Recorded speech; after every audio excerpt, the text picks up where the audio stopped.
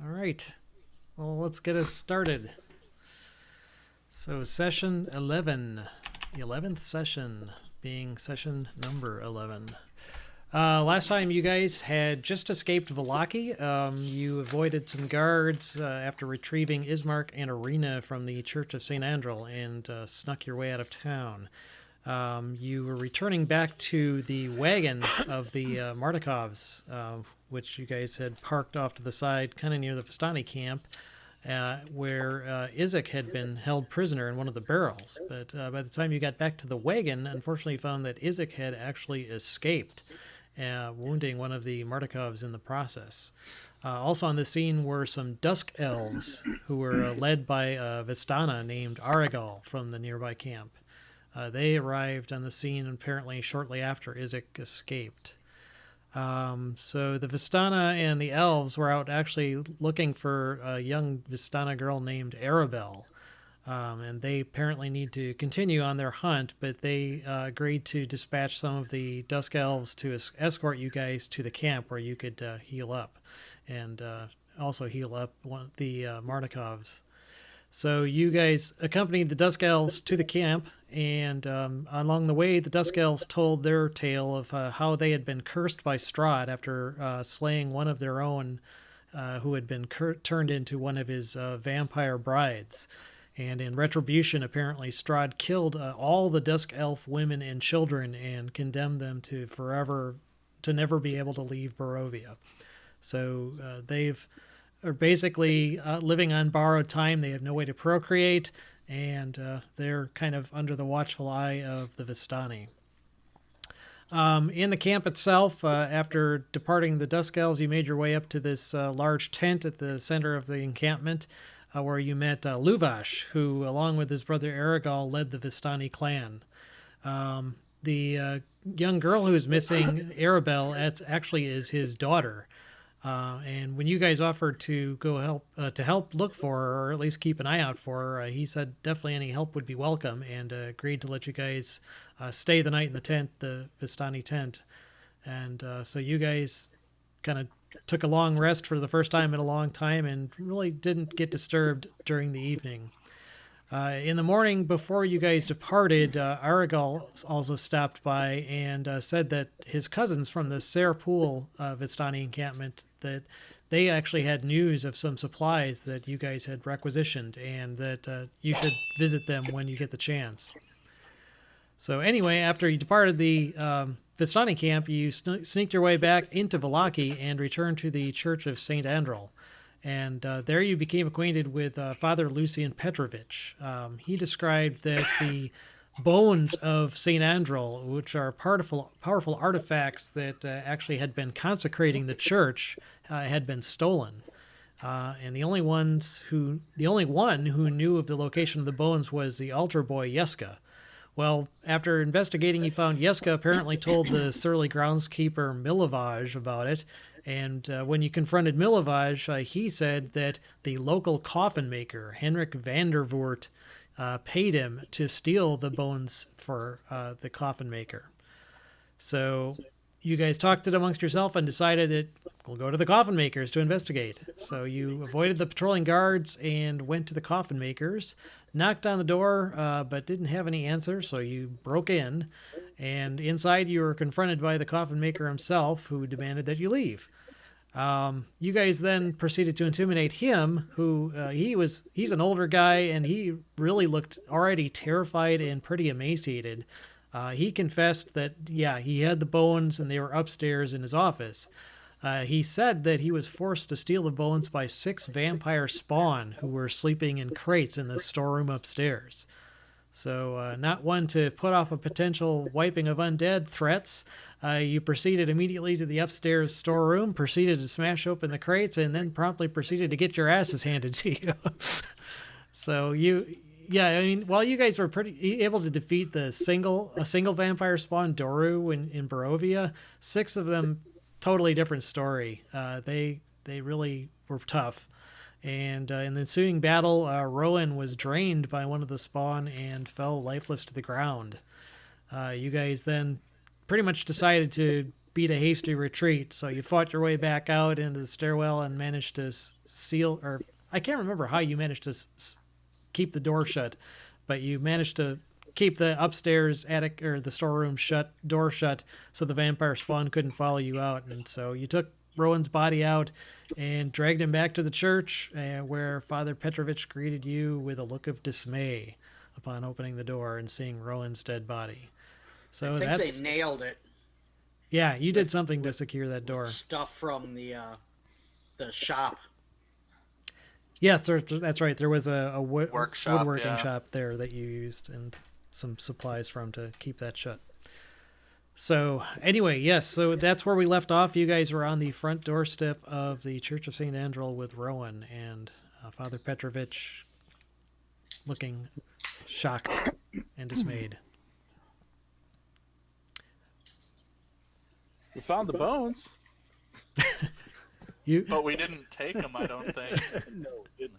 They're in a different room.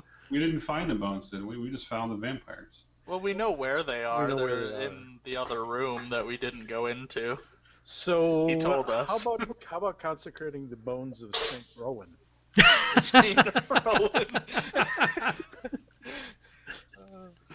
We'll rename the church. The Church of St. Rowan. Martyr for his cause. Do you have any?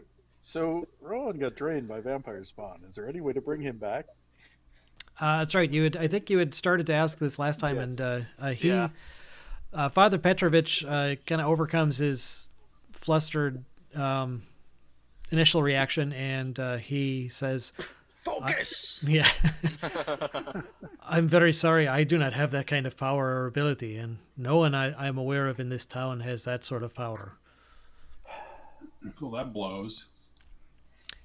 That is something that it requires a great deal of divine power to achieve, and I actually know of only one person who might be able to help. Okay. And they are? Well, it's someone in a different town. You may have heard or seen to the west, there's the village of Krezk. Looming above that village is an old abbey known as the Abbey of St. Markovia. And dwelling there is a strange man known only as the Abbot.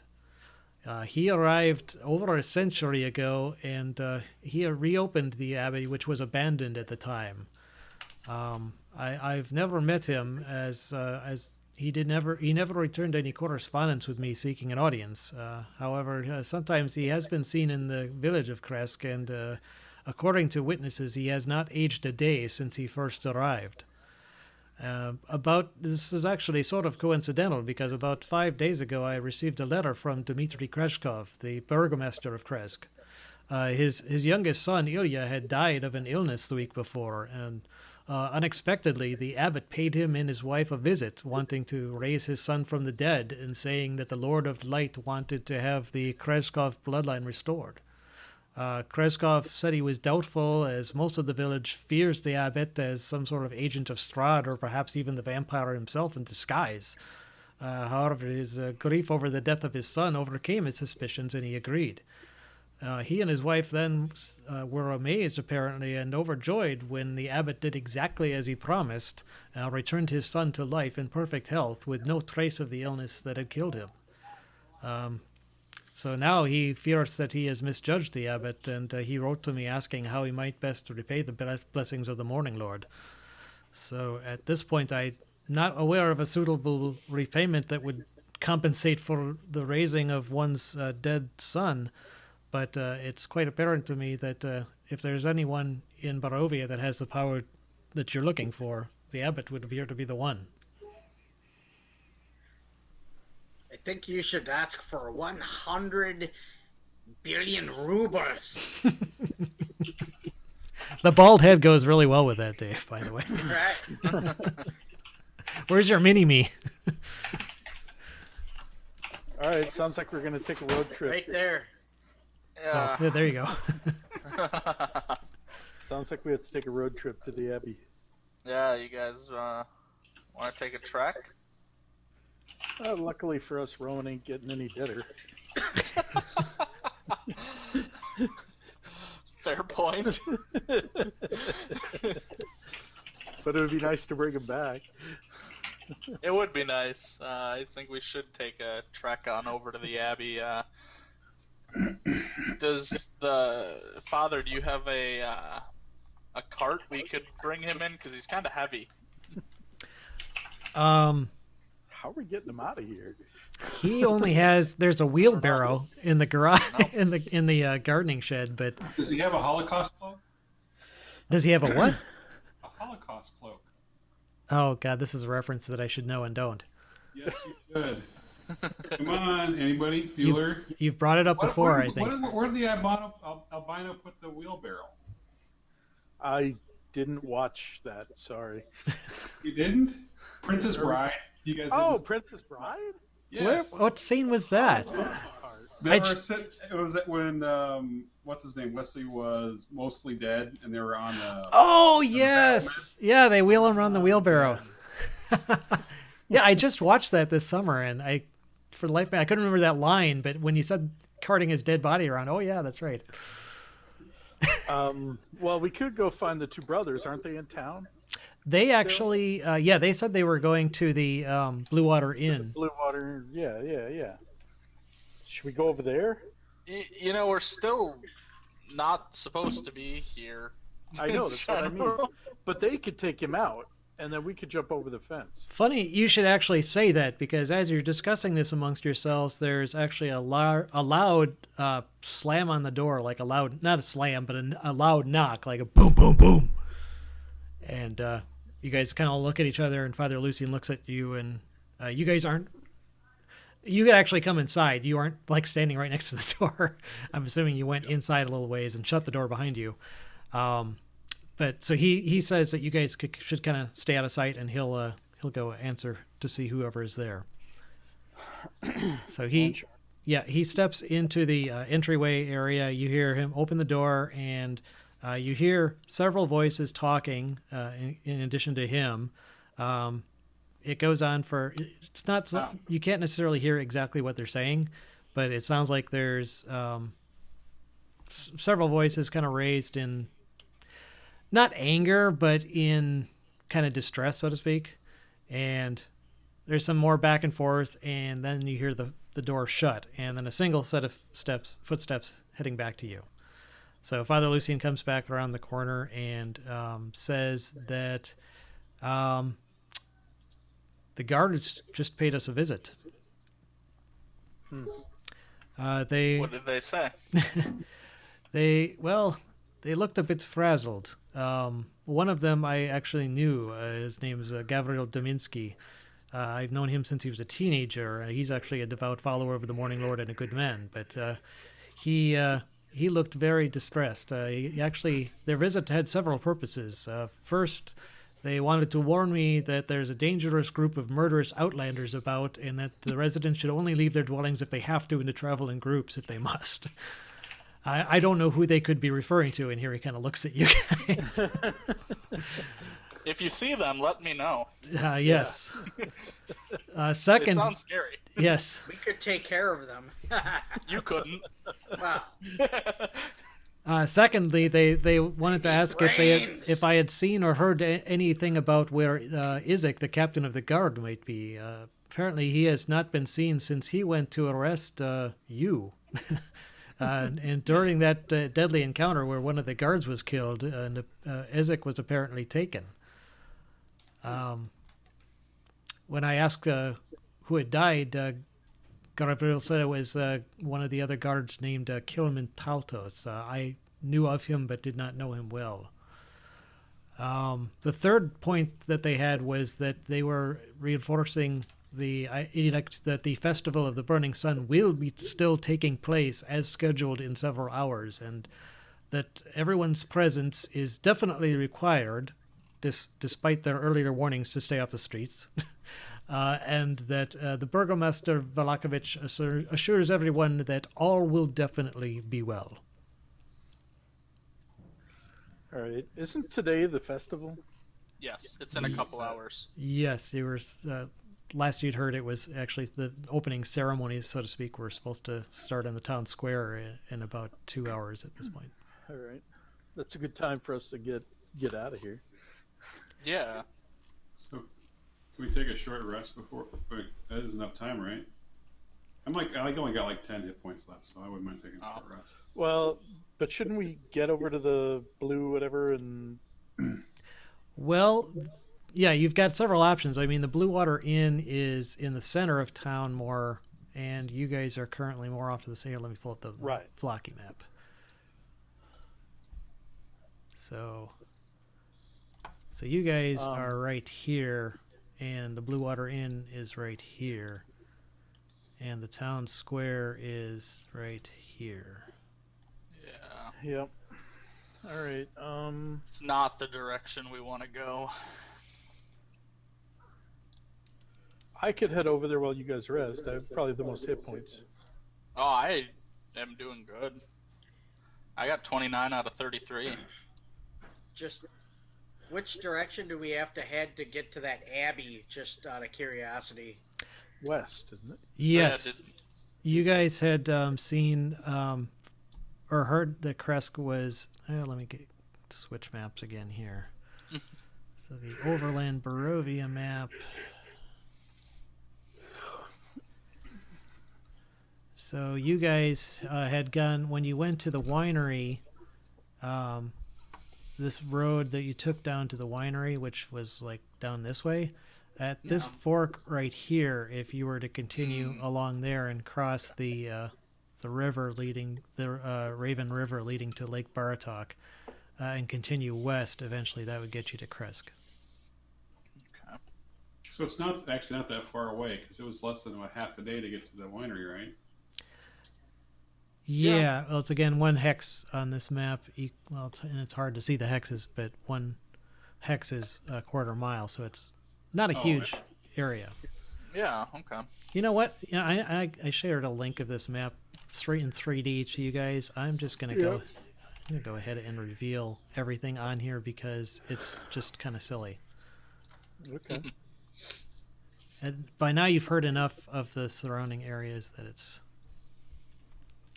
that's Barovia in all its glory. So Krezk is here, but where is the abbey? The abbey is perched kind of on top of it. You can see that there's one of those, that large range of mountains there. So there's a winding path that leads up from the village to the abbey, which overlooks the town. All right. And Father Petrovich can actually give you a little bit more background information on the abbey itself. Apparently it was named for a priest of the Morning Lord who ages ago gathered some followers and stormed Castle Ravenloft only to be destroyed. And then the surviving clergy either fell prey to Strahd or went mad, starving to death or turning to cannibalism. The abbey was abandoned and shunned by the locals as cursed or haunted until a little over 100 years ago the abbot showed up and took up residence.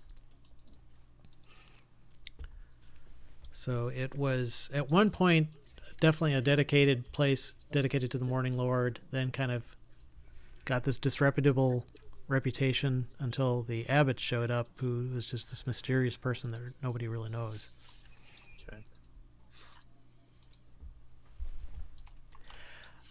So while you guys are discussing what to do and how to proceed, let me switch over to Rowan, who is dead. All right, that's good. Switch back.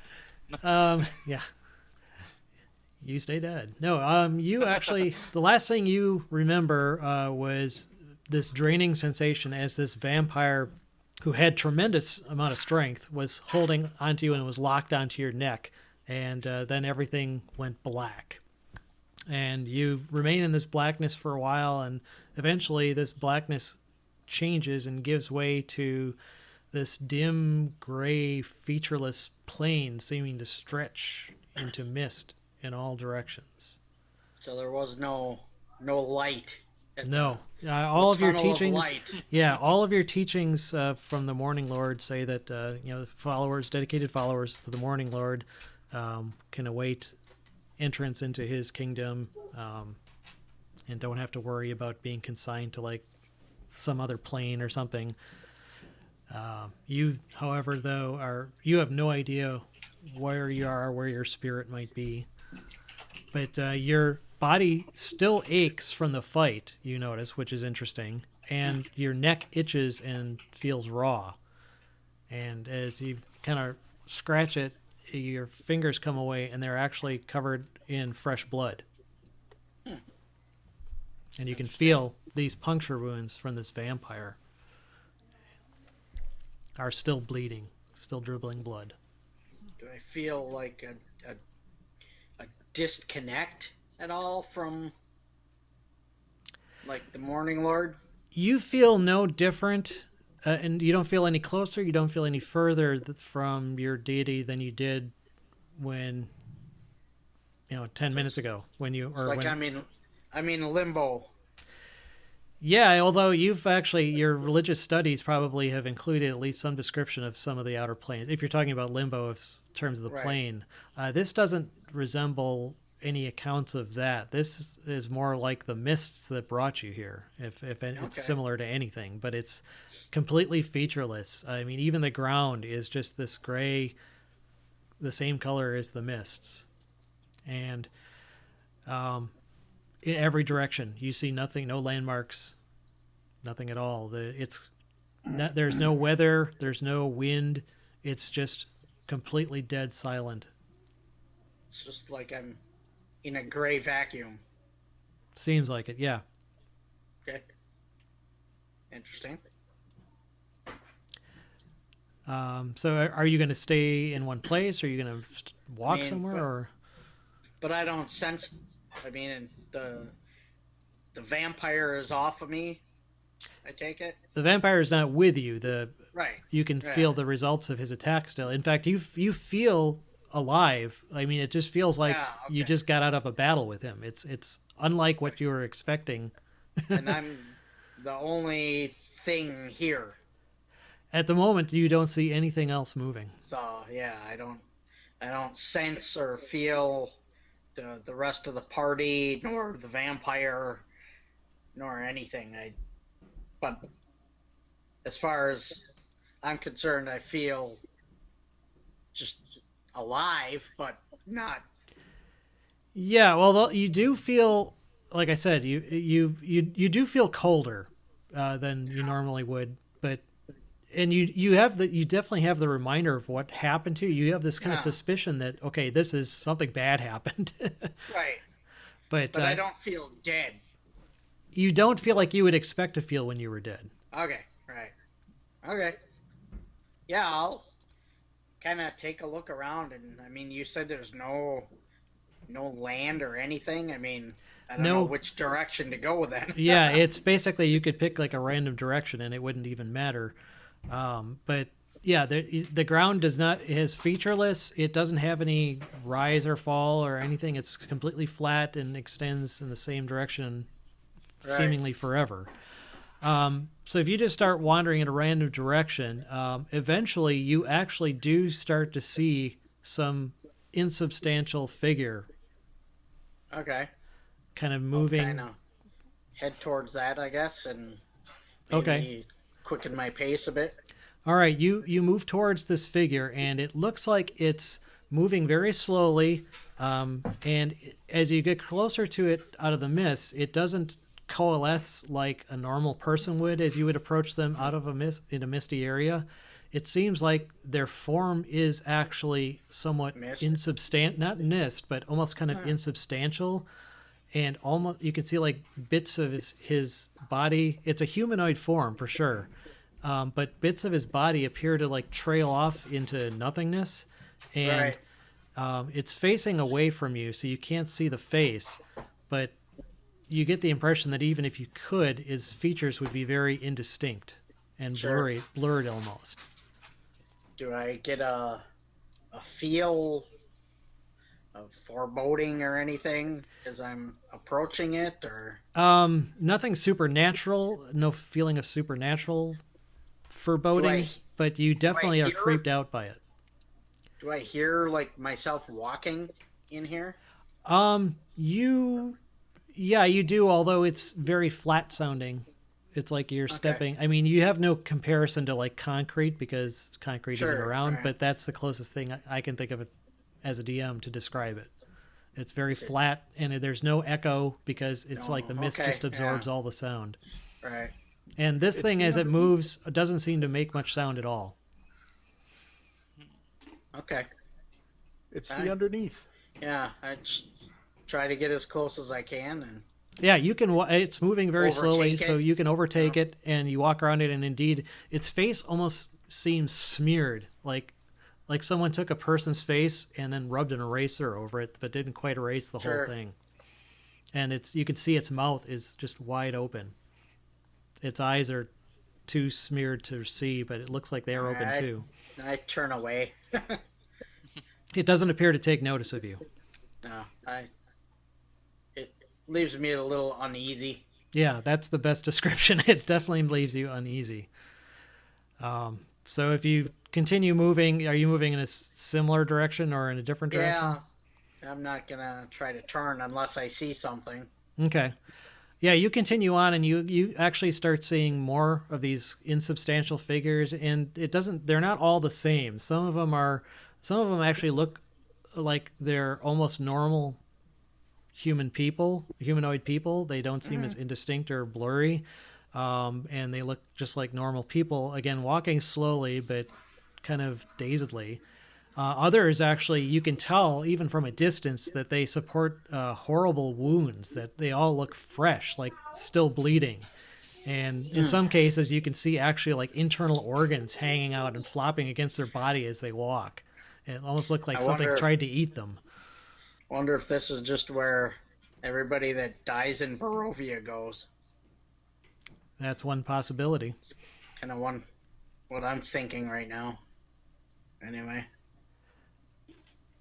Then none of these apparitions approach you. Most of them don't seem to notice you. Occasionally, one seems to kind of turn and look at you with just these. That Days. kind of makes me wonder if I look like that to them, like washed out and indistinct.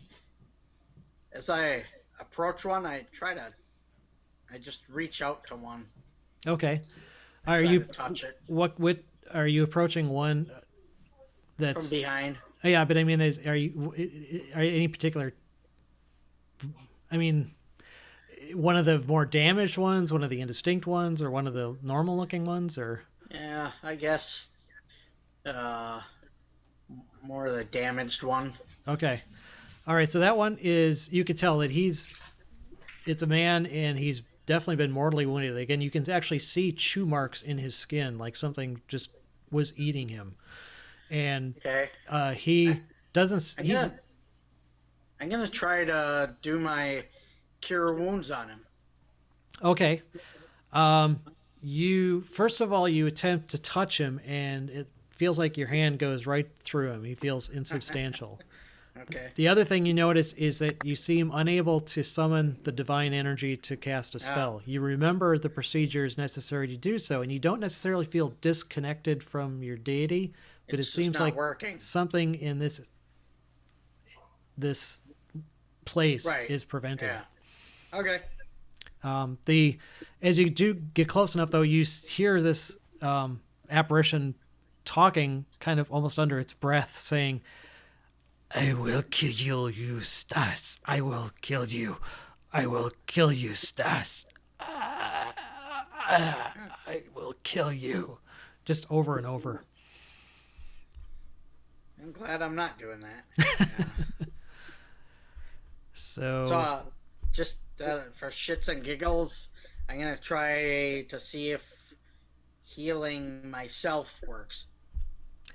again, you perform the normal incantations, but Nothing. no divine energy flows from your hands as it normally would. All right, it's worth a shot. Oh yeah, and I almost forgot. You do, after a while, actually spot a figure that you recognize. Actually, the Valaki guard who died by your hand. His face is basically completely burned away, and his eyes are gone. And he is actually one of the loudest ones, and he's just screaming, "I can't see! My face is burning! I can't see! I can't see!" Yeah. Sorry. He doesn't appear to know you're there, but Yeah. okay. So anyway, that just a brief cutaway to you, or not so brief, and I'm gonna jump back to the other group now. So yeah, you guys are still in the church, and you're debating which way you want to go. So, what are you guys thinking? How are we gonna get out of here? Well, I think our best bet is to get the wagon to pick up Rowan. We all jump over the fence when the festival's going on. Are they gonna be able to leave with Rowan during the festival? I don't know. Because they did say that everyone is required to go to the festival. Well, if everybody's required, there should be nobody at the at the gates, right? But there also will be nobody at the Blue Water Inn, and Well, that's so why we you have to go before, and will they be allowed to leave before the festival? I don't know. Well, Father Lucian can tell you that even when they say everyone, they don't leave the borders of the town defenseless against attacks. I mean, they still man the gates and patrol the walls. They couldn't make it easier for us? Well, it is a pared down affair because some of the guard will be attending the festival, but they aren't leaving the gates unguarded at the very least. So it sounds like we would be able to at least leave if we just said, "We're leaving, bye," and just left, right? I don't know. I think they would arrest us. Well, if there's only one guard, okay. We punched our way out from others, right? I Fair. don't know. To me, unless you want to haul him up by the dead guy up by the ropes, right? And drop him on the other side. You can't get any deader, right? Weekend at Bernie's. Go over the wall. I totally want a weekend at Bernie's you. Yeah.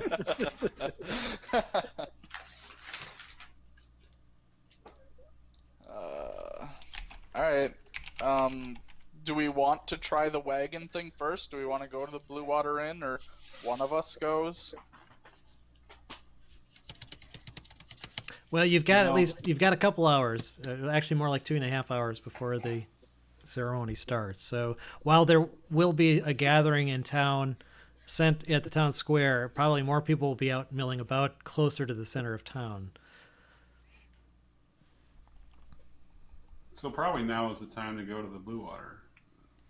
Yeah, Well- which just okay. Go ahead. I was going to say that they're not all yet centered actually in the town square. They're actually more spread out. I mean, they're out, but not as concentrated as they would be as if they would be like during the ceremony itself.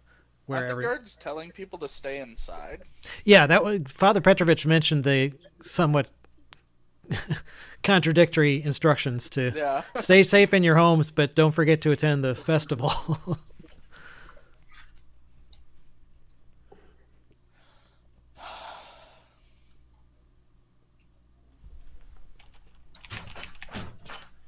I wonder if we should just leave and try and have the priest try to get Rowan out somehow, either through the brothers or something like that. If I am not seen at the ceremony, questions will be asked. And Yeah, but after the ceremony, you get to. after the ceremony, that would be an option. Because you know the Martikov brothers, correct? Not very well. I know of them, and I know that they are fine, upstanding citizens who actually contribute to the well-being of everyone. In fact, I use their wine in my ceremonies, but I do not know them personally. Could we have the priest talk to the Martikov brothers for us after the ceremony and just meet up with them somewhere? What do you guys think? Was their cart damaged at the intersection? No, it wasn't. You guys were they were So able they to bring brought it it- back in. Yeah. Okay, all right. So that They could could- work too. Yeah, they could throw me in an empty barrel. And we know you won't get out of that. What? A little bit less likely to Hulk out. Yeah. So you guys want to do that, Sure. and then just kind of meet up with them at the winery, even? Because that's not far from where we need to go, and we know it's somewhere we can go safe.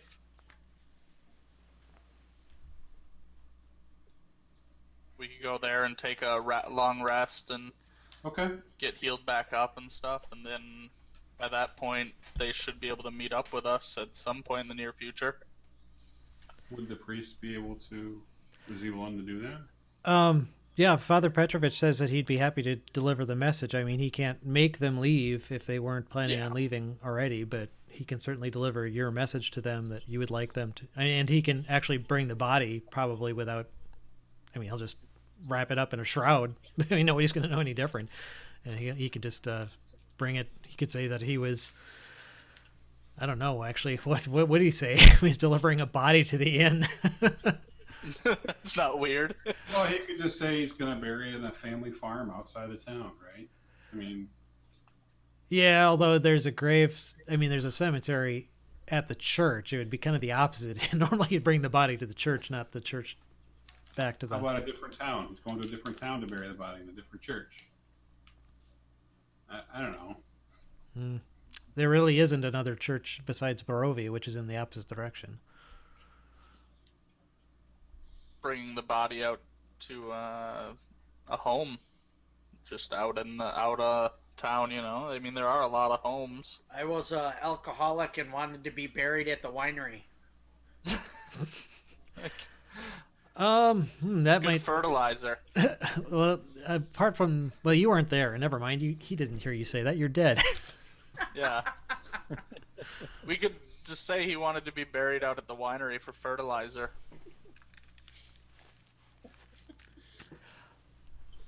Up to you guys. I mean, you can do whatever you want to do. I just need to know what you want to do. Yeah. So we just want him to deliver a message to the Martikovs and tell them that we need their help, and I mean, they should be willing to repay us. We've helped them a lot. So what is your exact message that you want him to convey? That we need help. We need them to bring Rowan out to the winery and meet up with us, because you can tell them that Rowan's dead and we need to bring him back. Okay. Does that make sense? So Is that so they should does anyone transport... have anything else? Adrin, Clytus? I'm fine. Okay. So he will... The message he'll convey is exactly as you just said, that you're planning to meet them at the winery and there to bring his body out. Yeah, because they already know we can't go through town and all that. I mean, we don't need him to tell them that. They already understand the situation.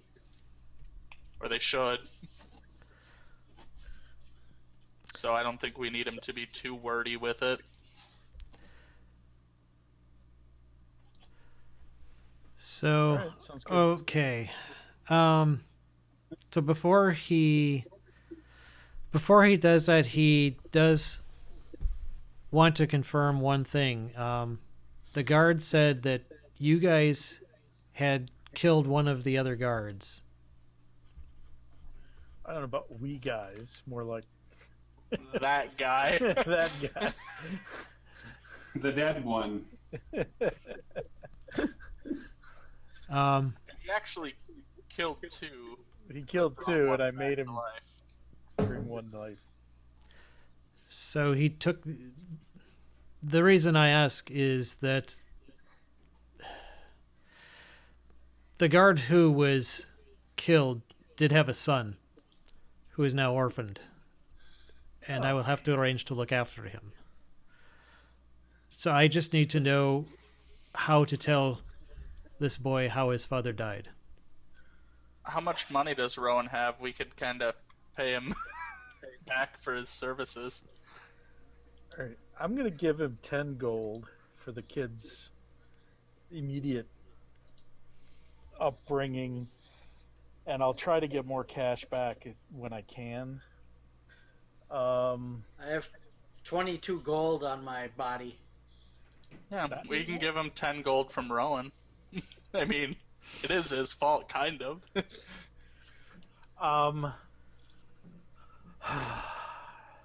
The reality is that Izek kept pushing and pushing and pushing, and we tried to de-escalate the situation. We kept most of the guards separate and safe, and Izek wouldn't let it drop, and so Rowan attacked Izek, and his father got caught in the Crossfire. Unfortunately. Yeah. It was not intentional. Make sure you say crossfire and emphasize the fire part. Tim, why don't you make a diplomacy check? All right, hold on. What is diplomacy? Or not diplomacy. Persuasion. Damn, I had a good roll on that. Okay. So yeah, Lucian sighs and says that he knows that Izek was known for having an uncontrollable temper, and it sounds like he actually might have meant harm to you guys in this altercation, and the guard was probably just following orders, and he understands that things can get out of control in those types of situations. And honestly, the guard didn't attack, and we didn't attack the guard. He unfortunately got caught up in Rowan defending himself against Izek. That sounds like a just cause to me. It's unfortunate, but this is a dark and dangerous place, so unfortunately this boy will not be the first orphan in this town. But I will ensure that he is well taken care of, and if you do manage to bring Rowan back to the land of the living, hopefully he will be able to make peace with the Morning Lord over the death of this man. Thank you for helping out that boy. That's my role in the town. I would be amiss if I did not. But in the meantime, I must prepare for the festival. Do you wish to remain here until you leave, or? We need to rest, right? Well, I think we should just remain here until the festival starts and then try to do the wall thing again, the way we got in. Well, and during that time we can get a short rest in. Yeah, maybe we get a short rest. I was thinking, since we are hopefully meeting them by the winery, we could get a long rest in there, because I could use getting some things back and stuff. I could use a long rest. Yeah. But Paul was saying he wanted a short rest to just Yeah, some just to hit get a points few. in case we. Yeah. Just to recover, yeah. Well, we have a couple hours right now, so there's no reason we can't take a short rest while we're hanging out. Yeah, I'm sure that festival will be more than 2 hours long. So. Okay. Yeah. So I think right now we just take a short rest until he leaves to go to the festival, then wait, I don't know, a half hour for, like, whatever. I guess we could ask the priest, like, once he's leaving, how long until people will actually be at the festival, and kind of leave when it would be a good time, or there would be less people about. I think, does that sound like a good plan for you, Adrian? I know you wanted a short rest, so. Yeah. We just need an hour, right, to do a short rest, right? Yeah, and I think there's 2 hours or so before the festival, so yeah. Okay. Yep. Okay. So you guys are going to take a short rest then? Yep. Yep. Okay. So you I'm guys- already resting. Yes. So while you guys are doing that, so Rowan, we'll cut back to you. You continue wandering this featureless gray plain, and you keep seeing these various insubstantial figures, and eventually you actually spot a pair of them walking together that you recognize. They're very small children. And as they draw near, you actually recognize the forms of Rose and Thorn Durst. Oh, wow. And unlike most of the other apparitions that you've seen, these Rose and Thorn actually appear to be looking directly at you and walking it with At purpose me. towards you. Okay. And they are dressed in the same clothes that they wore when you actually encountered them in the Durst house. But you do notice that they actually look a lot thinner than their ghosts did in the house. But otherwise, they look the same. And as they approach, Thorn's got his thumb in his mouth, and they're not smiling happy. They're not like angry looking. Their faces just look kind of neutral. Sure. So they walk up to you, approach, and standing right in front of you. So like, Rose? Hello. I remembered you. Wow. Have you seen anyone else here that that you can communicate with? I have not been able to communicate with anyone here except for you. And Wow. Same here. one other. I was visited by the gypsy lady. She came and told me to come and look for you. Wow. She said that you had important work to do back in Barovia to save another little girl. Is anybody else having trouble hearing Paul? I'm sorry, am I too quiet? Yeah. No, I hear you. I hear him It's the fine. audio.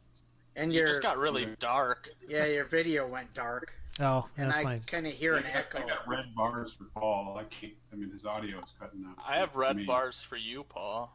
So I don't know. Paul's thing says network connections are something. Yeah, I'm seeing it on Paul's too. The network connections are down. So I You think seem to be the common factor here. yeah, it might be the bandwidth of your call for some reason. So I ask her, I have to save another girl? Yes, she said that there was a little girl who is in great danger and that you were the one that must save her. I think I know who she's talking about. We encountered the Vistana, and one of the girls was missing. The lady That was a Vistana. That must be who she means.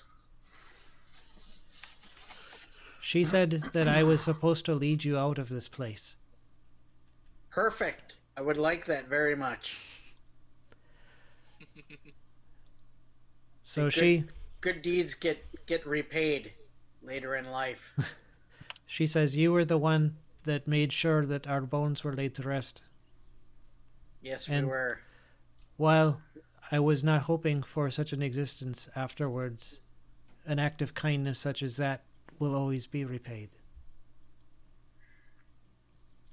Yeah.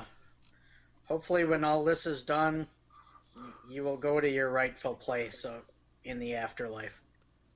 I hope so. I've seen my mother and father here, but I cannot talk to them. No. I've seen someone else I know as well. I will lead you out if you can follow me. And she Lead turns. the way. She turns along with Thorn, and they start walking. And what, again, doesn't seem to be any particular direction towards anything that you can recognize, but you follow. For a while, nothing seems to change, but after a little while, you notice that the light changes to become a little bit less dim. The mists actually start to recede a little bit, and as they do, you actually notice that Rose and Thorn become more and more transparent as they keep walking forward. You don't feel any different yourself. In fact, I mean, you put your hand up in front of your face, and it looks to you as solid as anything. Okay. But So I kind of catch up, and I tell her to slow down, that she's disappearing on me. So I'd like to put my hand on her shoulder as she leads the way. okay. Well, again, your hand actually seems to pass right through her. She doesn't turn around or stop, but she says, "This is the way out." Okay. I keep following. Okay. So And yeah, walking in that direction. If they disappear, I'll keep going. okay. Yeah, your surroundings continue to brighten. Eventually, you Rose and Thorn fade out, and you can no longer see them. And you keep walking, and suddenly you realize that instead of walking on this gray flat surface, you're walking on what looks to be sand. And you kind of look up around you, and you see that the sand actually ends in water with these kind of gentle waves rolling in, and you hear the sound of this, and you don't smell anything different, which is odd. Like you normally, it looks like this water kind of goes off, like it's obviously some large body of water. And actually, as you see, the mist is now receding quite a ways back, and you can see that you're actually on what looks like a sandy beach at the edge of some large body of water with actual trees. You can see trees growing out of the ground some ways on either side of this beach. You can't see the other side of the lake, but you can see what looks to be a boat sitting out in the water several hundred yards away. Is there a big hooded dude with a scythe on it? Not that you can see. Okay. Yeah, nobody else is around you. You do hear, though, it's again very different from the absolute dead silence that you were in before. Now it sounds like you're in at a beach near the woods. So you hear. So I hear waves, and you I hear birds or anything. Or... Yeah, Barovia isn't rife with birds, but they are there. I mean, obviously they're ravens, but there's also other birds of various common types, like thrushes and so forth, that you'd find commonly in a forested, temperate, mountainous area. I had to go up to the water. I kind of squat down, and I feel the water with my hand. Okay. You put your hand down, and it goes into the water, but you don't feel any difference in temperature. And as you bring your hand back out, it doesn't appear to be covered in moisture. Okay. Interesting. Wonder if I'm supposed to go to this boat. Kind of just take a look around everywhere, and I mean, now that I'm in this part, I mean, can I tell where I came from? You look back.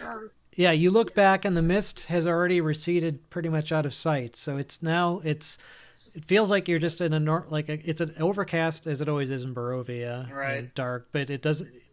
And there's always some traces of mist at the periphery, but it looks normal. Temperature-wise is kind of what we had before. Temperature-wise, again, you don't feel any difference in temperature. Okay. You do feel colder than you were when you were in the heat of battle, but you otherwise feel no different temperature-wise. Okay. You look back, and from the direction you came, you notice that there are no tracks leading up to where you're standing. Okay. It's not even my footprints, right? Nope. That's what you're saying? Nope, but All right. I will let you make a perception check if you want. Yeah, I'll do that.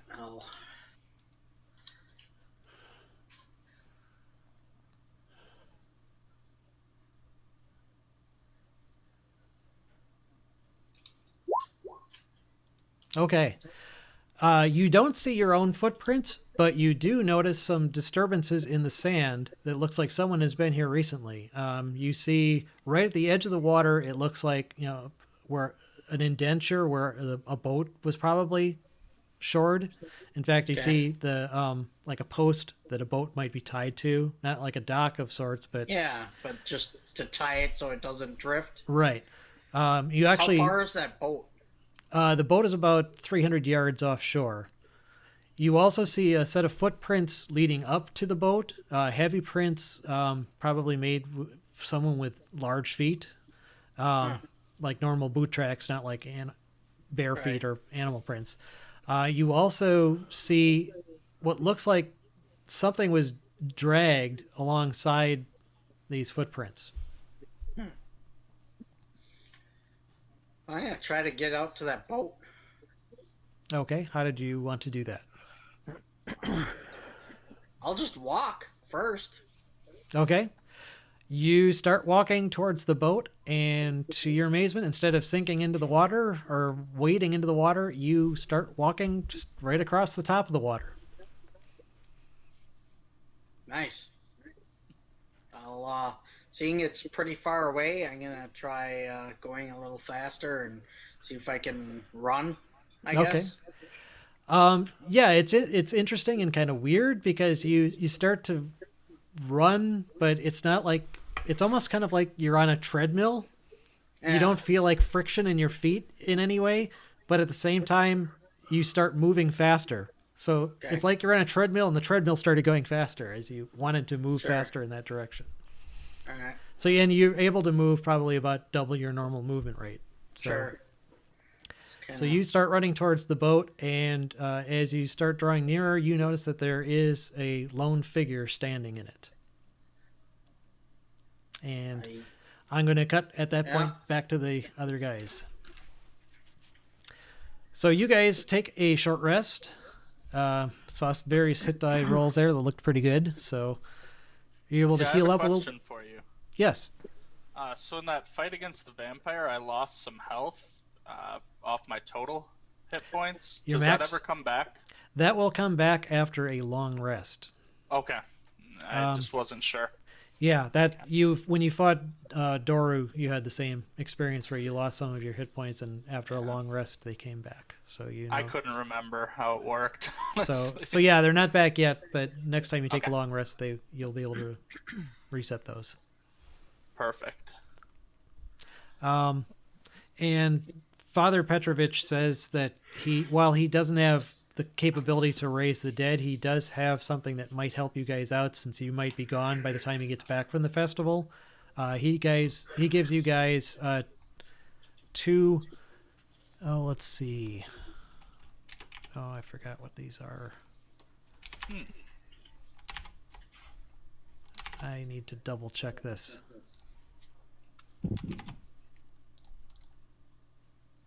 Oh, come on. I want to make sure that this actually exists. I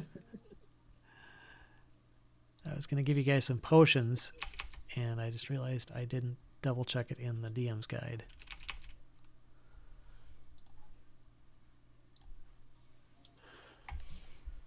Actually, I'll just quickly look up here. He was going to give you potions of restoration, but I can't remember if it was greater or lesser. I think we can just go with greater. That's fine. Yeah, there isn't a potion of greater restoration, but And too bad they can't do that revivify into a potion. yeah, that'd be a bit too powerful. It's only a 3rd level spell. Yeah, so what he'll do, he'll give you potions instead. He'll give you potions of greater healing. 2 potions of greater healing. Okay. Okay. So that Who's taking them? Who's holding them? Let me look at my inventory. I might already have some stuff. No, I don't have any, I guess. I don't So I'll have any take either. some. I'll take one since I don't have any healing, if that's okay. Yeah, I can heal myself if required. I don't have anything. So So me and Adrian take one. Sure. All right. Thank you. Yeah, well, he obviously he knew that was your cleric that went down. That obviously Yeah. you're going to be short. I mean, the paladin is. You guys are lucky to have both two sources of healing with the party. But he might be the one out in front actually doing battle too, so you might Yep. need a quick heal. So in any case, So if it's there's a potion of greater healing. yes. Oh man, that one's not in here. Oh, isn't it? Damn it. In the compendium or whatever, at least. Not, Yeah, it's I mean, probably not open source. Well, not open source. SRD material. I believe it was 44, but let me double check. Hang on. Yeah, I'm flipping through the book too. Who can find it first? I should have left it open. Actually, the internet would probably be more useful. So yeah, potion of greater healing. It's uncommon. It's 44 plus 4. Okay. So 48? I think you can No, drink it. that would be a superior healing. Yeah, No, I'm kidding. I'm kidding. in increments too, can't you? Okay. Not that I'm aware of. Okay, maybe not. Yeah, just I know you Should we get a used short to. rest, dude? 4d4 plus. Alright, so we get a short rest in. Yeah, we already rolled our hit die. I don't know if you wanted to roll hit die as I well. already did. I already did mine. Oh, I didn't even see yours on there. Okay. Yeah. Yeah. so you guys are set to go pretty much. Is there anything Yeah. else that you need of Father Petrovich before he's going to take Yeska and Milivov to the festival? But if there's anything you guys need before he departs, now would be Way the to time. kill a bunch of vampires spawn. We trapped in a building. Yeah, if you have any magic weapons or something. If they made that You wanna much, give me- if they did that much damage to you, I don't fear I would last very long. You are Well- much more powerful than I am. if I had some magic fists, that might have helped. Can't help you there either, I'm afraid. Well, All if there's nothing else, I will bid you good luck, and hopefully everything works out well for you. All right. Thank you. We really appreciate it. Hopefully we can come back and help you out some more in the future. Well, we didn't help him at all, did we? Well, finish helping him out, I guess, would be the way to phrase it. He tried. He tried, and one of you died for trying, so he was very appreciative. So, and he says yes, you will always be welcome here if you decide to return. So, with that, he heads out. So you guys now have about an hour before the festival starts, and you can see as he opens up the door and leaves that there are some people, some villagers walking past, looking like they're en route to the center of town. So are you guys going to hang out there until this ceremony is scheduled to begin, or are you I gonna... think that's the I plan. don't think so. If I were hungry, I'd go make a sandwich, but I'm not. So if you wait an hour, then the passersby, as you can see out the windows of the church, they start to dry. I mean, there aren't that many people actually live to the west of the church or the west of the town, the village. So, yeah, after close to like 40 minutes or so, traffic seems to dry up. All right. Let's go. So you kind of peek your way outside of or outside the church. You don't see anyone immediately on the street. You can see the gate barely around the curve. It's some distance away. It's like 600 feet away or so, or maybe more like maybe even 700 feet away. So it's pretty far. All right. What time of day is it? It would be probably about 3 o'clock. Okay. I mean, it's always gloomy here. Yes, it's always it not? gloomy in Barovia. Yes. It's the opposite of always sunny in Philadelphia or So whatever. I say we sneak up to this building and kind of check out the gate. Okay, if you guys want to make a group stealth check, basically everyone doing so rolls. What are you doing with Rowan's body, by the way? I thought we were leaving it for the. You were leaving it at the Brothers church for to him pick to it up. take there. Yeah. Okay. Yeah, I just wanted to make sure. Okay, so it's just the three of you. So yeah, go ahead and make group stealth checks. Adrian Jesus, definitely. Paul, do you ever roll badly with this? die roll? 223s. Yes, I do. Well, he's got a +7. That helps. Well, I rolled a 3 to make up for it. So, I Okay. didn't do much better. So well, let's see. How does this work? 2 out of 3 ain't bad. Yeah, it isn't. Let me see what that averages out to.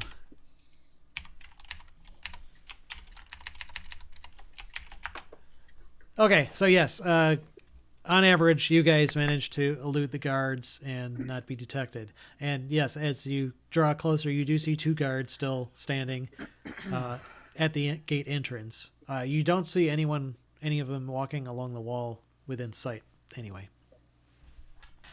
Should be pretty easy to run up to the wall north of here and dive over, shouldn't it? It was harder to get in than to get out. Yeah, there's periodic stairs going up. It's about, 12 feet above the ground. So you wouldn't be able to, I can't remember what the high jumping rules are for that, for jumping, but you would be able to probably locate a set of stairs, or a ladder, I should say, more likely going I'm a up. dwarf. It's all high jumps. Yeah, you would. You would have a I'm tough time no matter 6'5", what. so I could toss you up there. More dwarf tossing. Dwarf tossing. Or aren't there stairs to get up to that walkway where the? Yeah, he said there's stairs. Yeah, actually more likely a ladder. Oh, whatever. We should climb up our way up, tie a rope, and then just climb down the other side on the rope. Yeah, you guys would be able to make it. I mean, one way or another, you guys would be able to find a way up there, and provided no guards came along while you were doing it, be able to jump down to the other side. You'd probably just need to make a jump check to avoid taking damage. Landing badly. What do you say, gents? I'm up Let's for do it. it. What's All a right, jump we do check? Okay, so no acrobatics check necessary to scale this. It's just an acrobatics check to jump to the other side and land such that you don't sprain your ankle or Can take you make damage. it an athletics check? One. Come on, Paul. It's getting ridiculous. It's Can we okay. roll I made for up you? for it. Adrian does a backflip and lands spryly on his feet, and Clytus kind of goes, oh, boom, lands very solidly on his feet, but doesn't damage himself. I Jugs, saw him do a backflip, so I wanted to imitate it. yeah, it and didn't. you land on your head. Didn't make it all the way around. You take 4 points of bludgeoning damage as you land right on your head. Well, at least he didn't land anything important. No. Your jugs are okay, though. Those weren't damaged. That's the important thing. We're okay. Shouldn't notice any difference either. No. No. Just lightly All right. cracked. Yeah. I All have right, an so you. intelligence of 8. Yeah. Okay, maybe it's 7 now. But you only use 10% of that. So yeah, I have an intelligence of 0.8. Yes. So you guys are on the north side then of the village at the wall, and you can kind of do the opposite of the way you approach the town, really. Just kind of skirt the woods and head back and reapproach the road once you're out of sight of the gate. If that's your All right. intent. Then we'll move you to the map of Barovia again, and you guys can move yourself along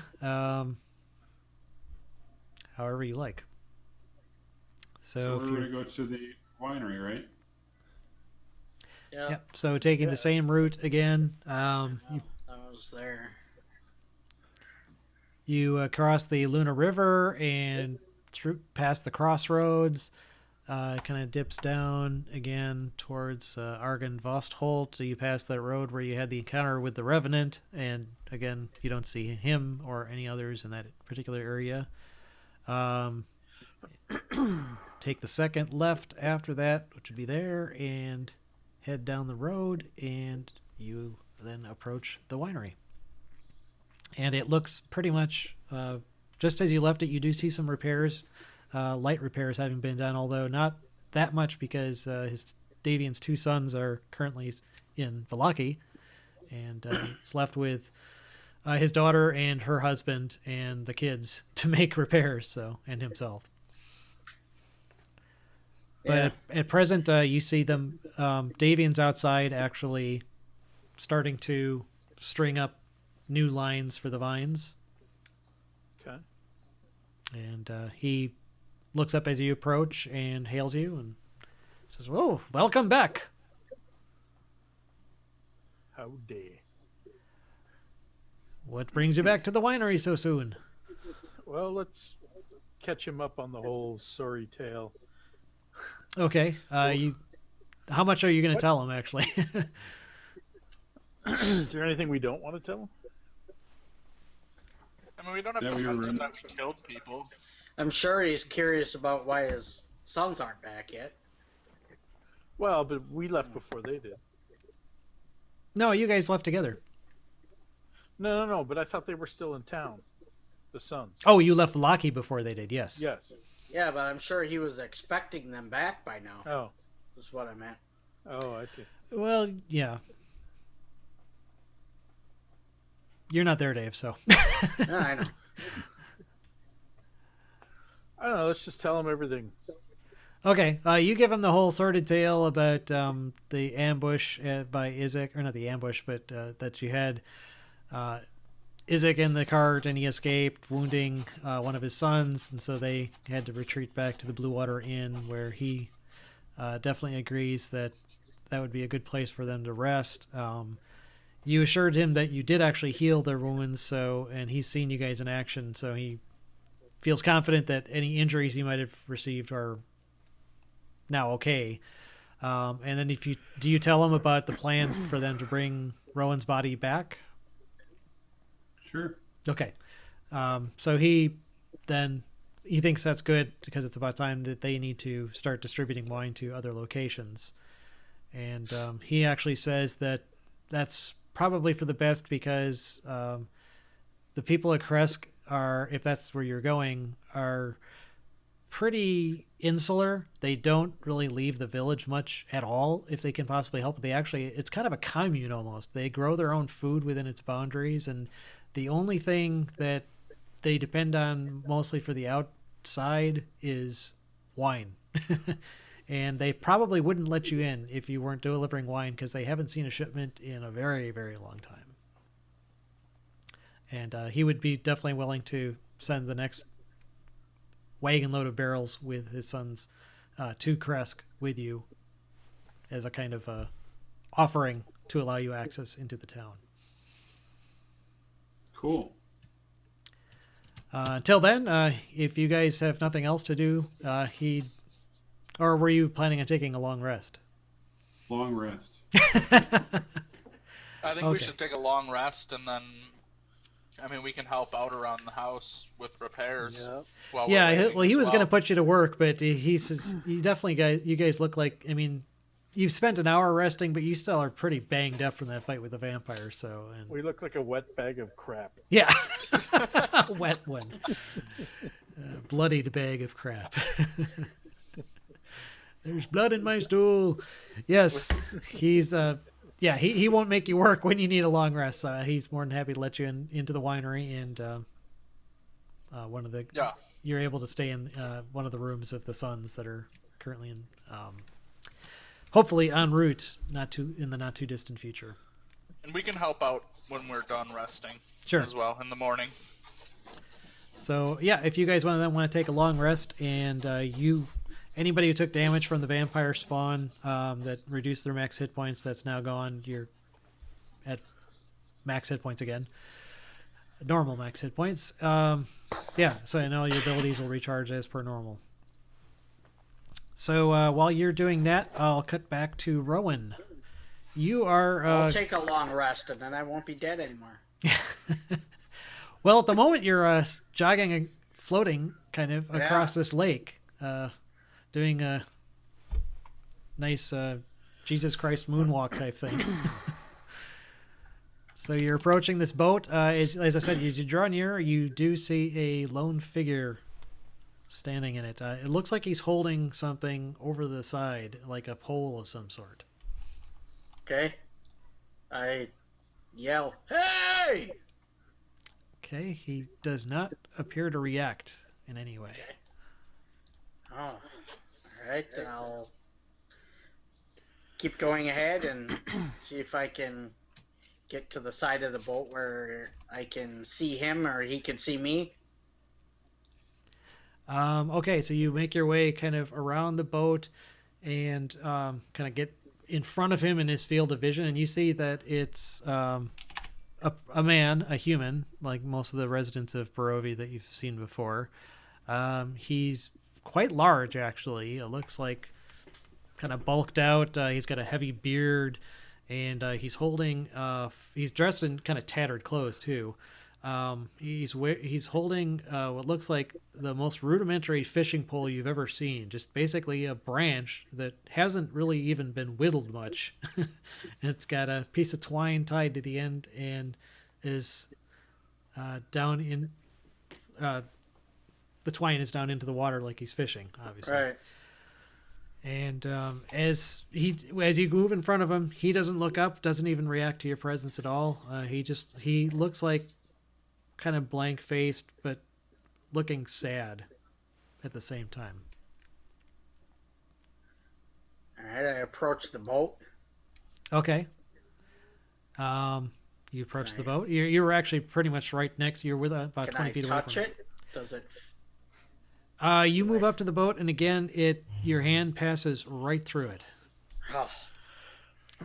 Great. Within the boat, you see, actually, in addition to what looks like a little tin can that holds various hooks, and you see some worms wriggling around in there, you also see a big brown burlap sack. And it looks like there's something in that sack.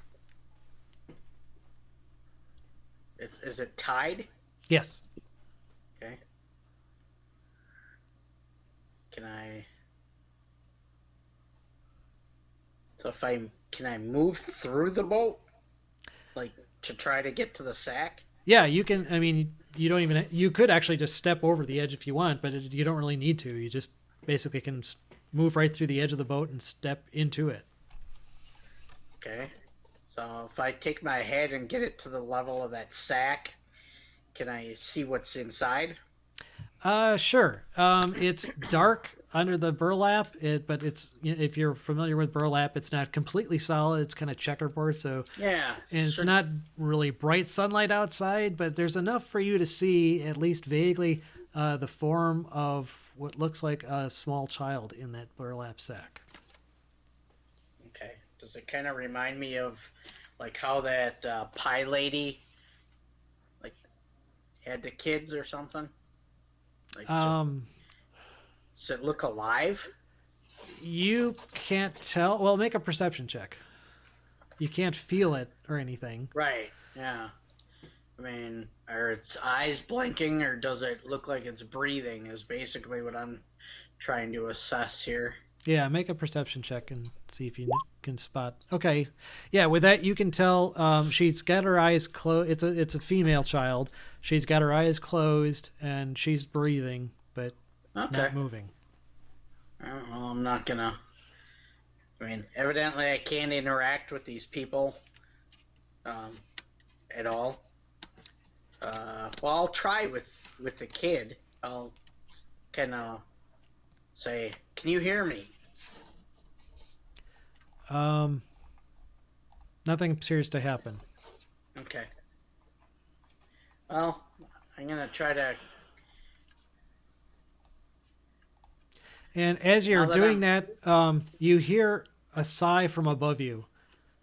And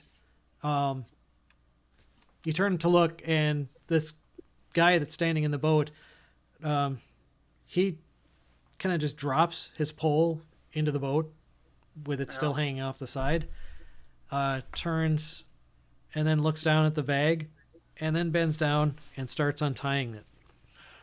Okay. I just kind of watch the scene. Okay. So he unties the top of the sack and pulls it open, and you see him reach in and pull the girl out of the bag. She's apparently still unconscious, and you can see actually as she comes out of the bag, there's a dark bruise on the side of her head. Huh. Alright. But once again, I can't feel her or anything like that. It's basically I'm just kind of going right through everything. So far, everything you've tried to, yes. Okay. I just watch, see what he's gonna do with her. Okay. You see him look at it, the child again. Has no emotion whatsoever on his face. Just looks at her. Then he turns and extends his arms over the edge of the boat like he's going to drop her in the water. Alright. I try to summon up any kind of, I don't know, help I can or whatever, and try to focus, see if I can, like, aid her or make some kind of resistance so that he can't throw her over, I guess. All right. How specifically do you want to try to do that? Describe to me your exact actions. Alright, I'm gonna basically move myself so my feet are against like the side of the boat, and I'm kind of like turned and like pushing against her. And then I'm gonna just focus my mind on trying to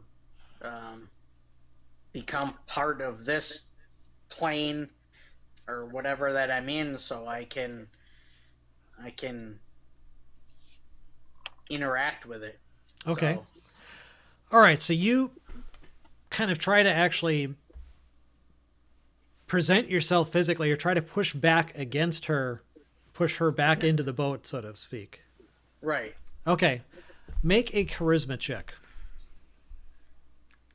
Not a save, a check. Yeah.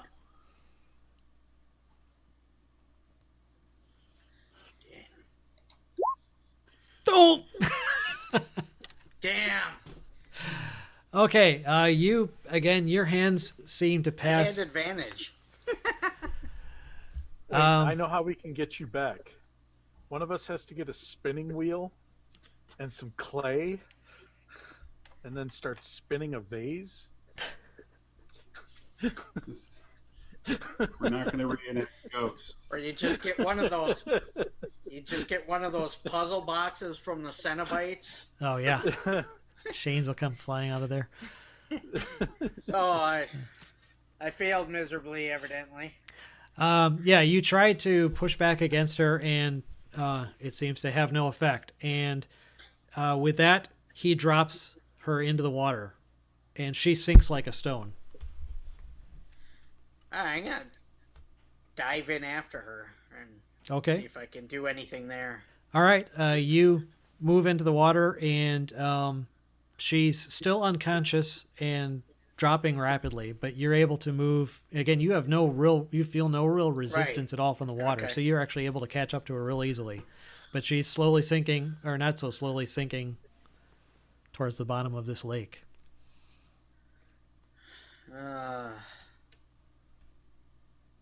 Do I see a bottom? At the moment, no. It's Okay. it looks pretty deep.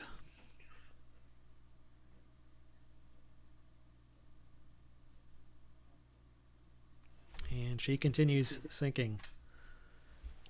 You get an idea that if she wakes up and starts to breathe, she's gonna Right. actually Get drown. Toast. All right, I'm gonna.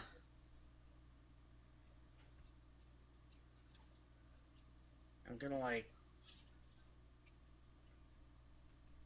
I hate to do this because I feel like I'm like sacrilегing, but I'm gonna call on Strahd to help me save this girl.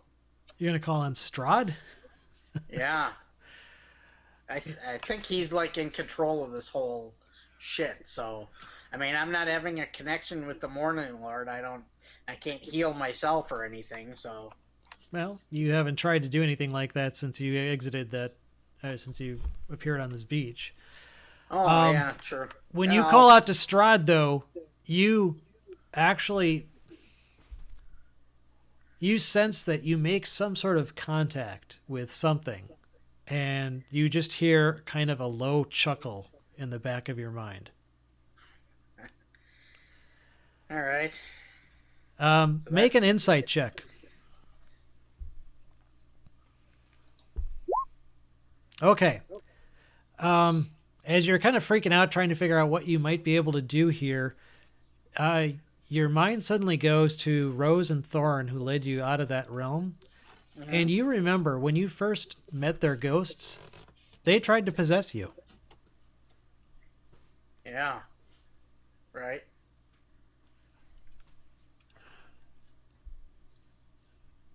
So is that kind of what I feel like? I'm possessed right now? You can make of that what you will. You do remember that they tried to possess you. I mean, is that creepy feeling I just had? No. 'Cause I remember. No, okay. It was just a voice in my head. Okay. No, I'm just giving. Yeah, I'm trying to give you a hint as to what possible action you might be able to take. All right. I'll try to. You feel very ghost-like yourself now. I'll try to put myself into her body. Okay. So you essentially do have the ability to try to possess someone. Nice. And it works basically like it would for a normal ghost. You would basically... what is your spell save DC? Like against me? What 13 you're- normally? Okay, 13? Yeah. So, if she would make a save against that to try and resist, if she's going to resist, and actually, she's at the point now where she's starting to wake up and Right. kind of panic. So she may actually try to resist, but I would actually say she's at disadvantage because she's so disoriented Right. from just waking up suddenly in the water, cold water, and possibly drowning. So disadvantage. Okay, yeah, she actually made her save. she rolled a 15 and a 19. And I'm trying to see what my save is. Where Well, do I look that up? It'd be on your spell sheet. It's actually 12. Okay. So yeah. So yeah, she actually fails her save, but you feel as you kind of try to enter her, you're kind of expelled back out again. While you were there, you actually sensed something more than this girl. More than just a normal girl. Right. You sense that there's something very different about this child, and you sensed kind of almost this feeling of immense power that was kind of latent. All right. And I try to tap into that and connect with it. And okay, I'll allow you to see make. if I can do it again. Yeah, if you want to try it again, I will make a second check. And are you trying to do anything besides just bluntly taking over? I'm trying to help her. Are you trying to communicate that fact? I mean. Yes. I'm not. I'm trying. Right. I'm saying I'm not trying to. I think in my mind I'm not trying to inhabit you. I'm trying to help you, to aid you. Okay. I will make an insight check for her. Oh, wow. She rolled a natural 20. Okay. She actually seems to sense you. She also seems to sense your intent that you're trying to help her. And she kind of backs off and allows you to actually assume the control, so to speak. You are possessing her, which the mechanics of this is basically you can't be targeted by any attack, spell, or other effect except ones that turn undead. You retain your alignment, intelligence, wisdom, charisma, and any immunity to being charmed or frightened, which wouldn't apply to you. Otherwise, you use the possessed target's statistics, but you don't gain any access to their knowledge, class features, or proficiencies. I head for the surface. Okay. As soon as I feel that I'm in control. Okay, so what you will need to do is make a swim check as this girl. Okay. Which is, she has basically no strength bonus, so it's just straight up D20. All right, I'll just roll that then. Oh!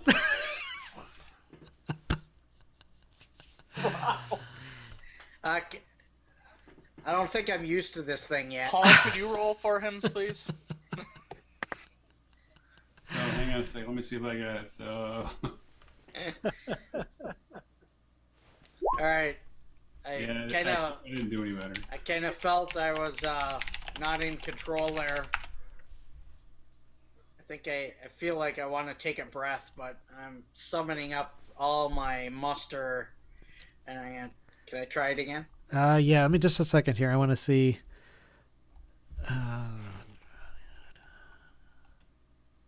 So her con bonus, how many minutes? See, I mean, she's got a 0 con bonus. So, which you can't not hold your breath at all. That doesn't make any sense. So I would say that she would have. I'm going to roll a d6 for how many rounds she can hold her breath. All right. So 5 rounds. You have five rounds. I'm going to say she actually fell for 2 of those because you made 1 attempt. It took you 2 attempts to get through, and so I'm going to say you've got 3. Actually, and then you just tried to swim and failed, so you're down to 2. So you've got 2 chances. Another D20. Yep. Oh. Okay. You stop sinking, but you don't make any progress. Do I sense I feel now? You sense that. Well, you actually can feel through her fingers and her body and the coldness of the lake. So you've possessed her. I cup my hands and kind of try to do the dolphin kick with my feet, and there we go. Okay, so just as it feels like you can see like these starry patterns appearing in your vision from holding your breath, and you're about to like just draw in water into your lungs and drown, you finally breach the surface of the water and gasp and thrash about, and you she's able to tread water. I'll say she doesn't have to worry about that.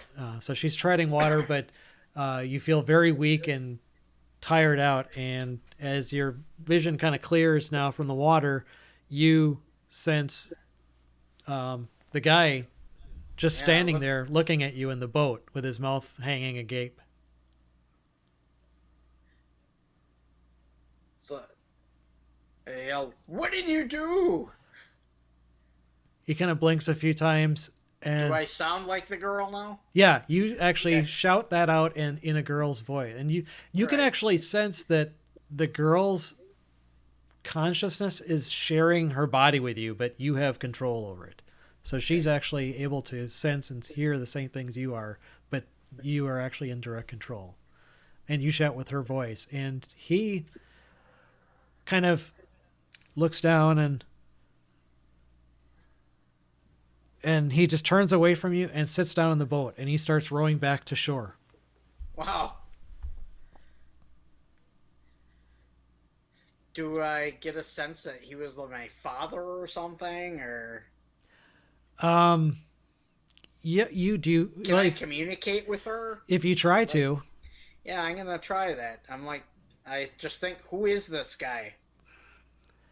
she says, you hear her voice, the same voice that you used to shout out Yeah. before, speaks in your mind and says, I don't know who that was. Wow. I'm gonna try to get you out of here. So I swim the opposite way. And is there a landmark or anything? Everywhere except the direction the boat is going, you can now see this misty fog has retreated, and it's a massive lake. You're not sure you would make it in any other direction than to the closest direction is to the is way the you shore? came. Yeah. All right. I'll go that way, but I'm hanging back, and I'm trying not to.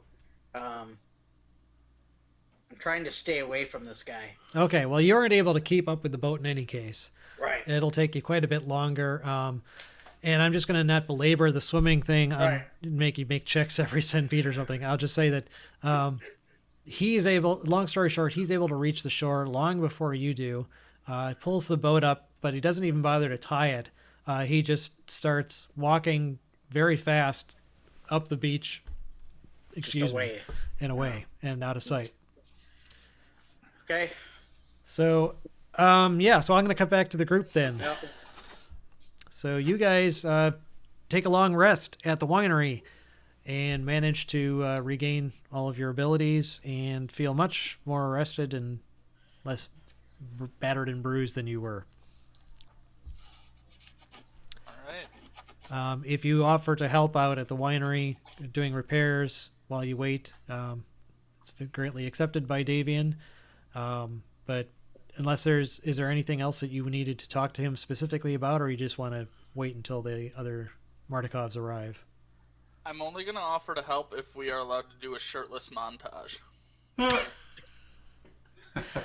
We'll take that as read. How about? Chugs is going to be shirtless, doing a montage with music in the background of just fixing things. Only if you tell us what the music is.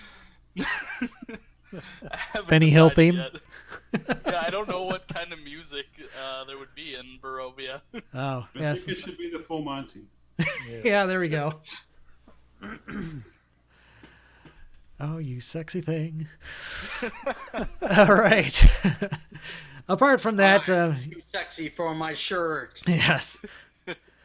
Apart from the female Martikov puking out her window at the sight of Jugs, shirtless, doing chores, the rest of the time passes without incident, and eventually you do hear the sound of a wagon approaching up the drive to the winery, and it is indeed the Martikovs. They've brought the wagon, and they pull up next to the wagon and see you guys outside, so they know you guys are there waiting for her. And so Adrian Martikov jumps off the wagon and approaches you and says, well, we made it. I was afraid we might get attacked by something. Yes. I assume you got our message, yeah? Yes, we got your message. Father Petrovich delivered it, and I'm just glad we got out of that town in one piece. Me too. Did you get Rowan? Oh, yes. He goes to the back of the wagon and unhooks the what do you call it, the back end of it, and takes one of the barrels out of the back, rolls it over the edge, and pops it open and kind of dumps Rowan's body out of the barrel. Not at all Pretty- gently. It's pretty ripe by now. Oh, yeah, it's... I tell you, we were lucky to get out of there in one piece. Oh, what a disaster.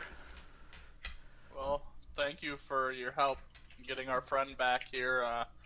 We're hoping to bring him back to life. So how are Irina and her brother? Oh, yeah. Oh, okay, I completely forgot. I'm going to say they came with Yeah. you. I totally spaced on that they were with you guys. Oh, Yes. I thought they went. No, we sent them to the Blue Water Inn. Oh, you Yeah. did? Yeah. Yeah. Okay. In that I case, forgot all about that. yeah, I forgot that you guys sent those guys away. All right. So, they actually probably would have been riding with the Martikovs in the wagon Oh, okay. because they wouldn't have wanted to stay in Vallaki. And as far as the guards have no idea that Ismark and Arena are hanging out with you guys because every time Right. you've gotten into trouble or encountered them, you've been apart from them. So, so they were able to leave, and actually, it. If you ask them about what happened, and actually Ismark kind of even volunteers this, is that it wasn't a great challenge for them to get out of town after all, just because they left during the festival and they were worried about getting stopped by the guards, but something happened in the middle of town during this festival. They knew that there was supposed to be some kind of bonfire, and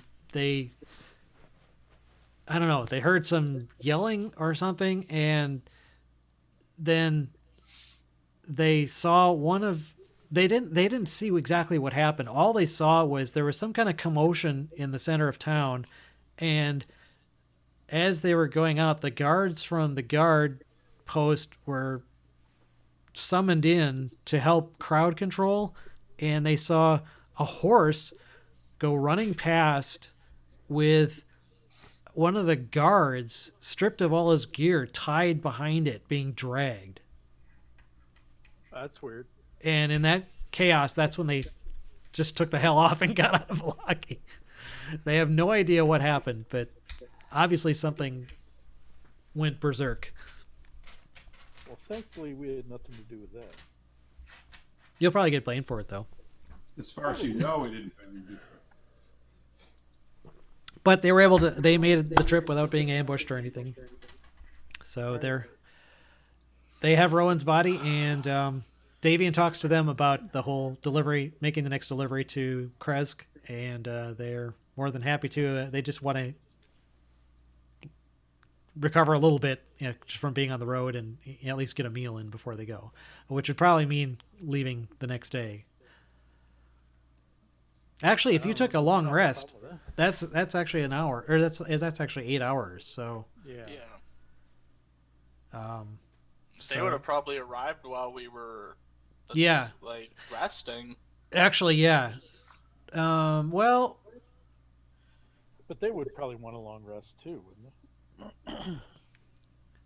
well, it took you guys the same time, and then you took 8 hours of rest. So yeah, they would want to take a rest as well. So I'm going to say, yeah. So you didn't actually see them roll up and dump Rowan's body out, but otherwise They would have had to wait. yeah, you would have in the morning. This is basically the next morning is when you would have been out and about, and Okay. that's when you had the discussion with them. Okay, that works. Way to ruin my entrance. Sorry. So on to Krezk.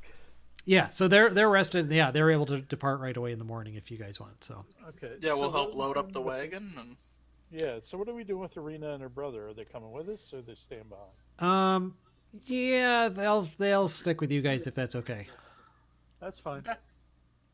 Just because, again, not that they don't trust the Martikovs to take care of them, but with the two brothers gone, it's really just his daughter and her husband and their kids and Davian, and they're not going to be too much in the way of defense. So they will accompany you. It's a great big party with the two Martikovs, Irina and Ismark, and you three, kind of walking alongside the wagon and heading to Krezk. So let me flip back again to Rowan. You managed to swim to shore and kind of sputter out and. Yep. So you basically orient yourself, and again, you're not sure where you are, but Yeah. it seems likely that you're not. The lake, as far as you can see, is surrounded by forests. So you're probably either, and most likely at the shore, somewhere at the shore of Lake Zarevich or Lake Baratok, and you don't see any kind of island jutting out into the water.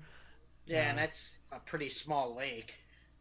I bet if you were on any of those shores, you could see across it. Yes, you can see the far shore. So, I am going to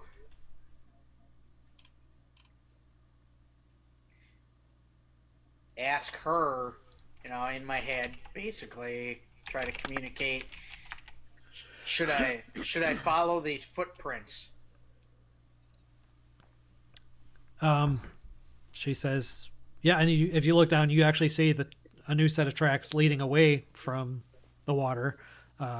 They're now wet, but from the footprints of this guy, but it looks like they're the same imprint footprint, that we're approaching. And she says, that sounds like a good idea to me. Were you from around here? She says, I'm from the Vistani camp. My name's Arabelle. She's missing. We were looking for you. Oh, sorry. So why'd you run away? We're not there. I'm not there. That's why I said Stop it. sorry. I know. Do you recognize where we are?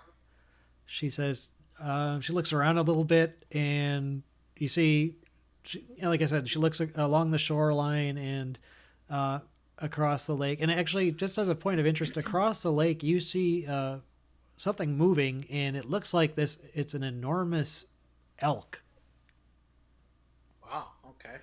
that is just standing there at the edge of the water, and it's so far away you can't make out for certain, but it looks like it's looking at you. But she says, yes, this is Lake Zarovich. I recognize it. How did I get here?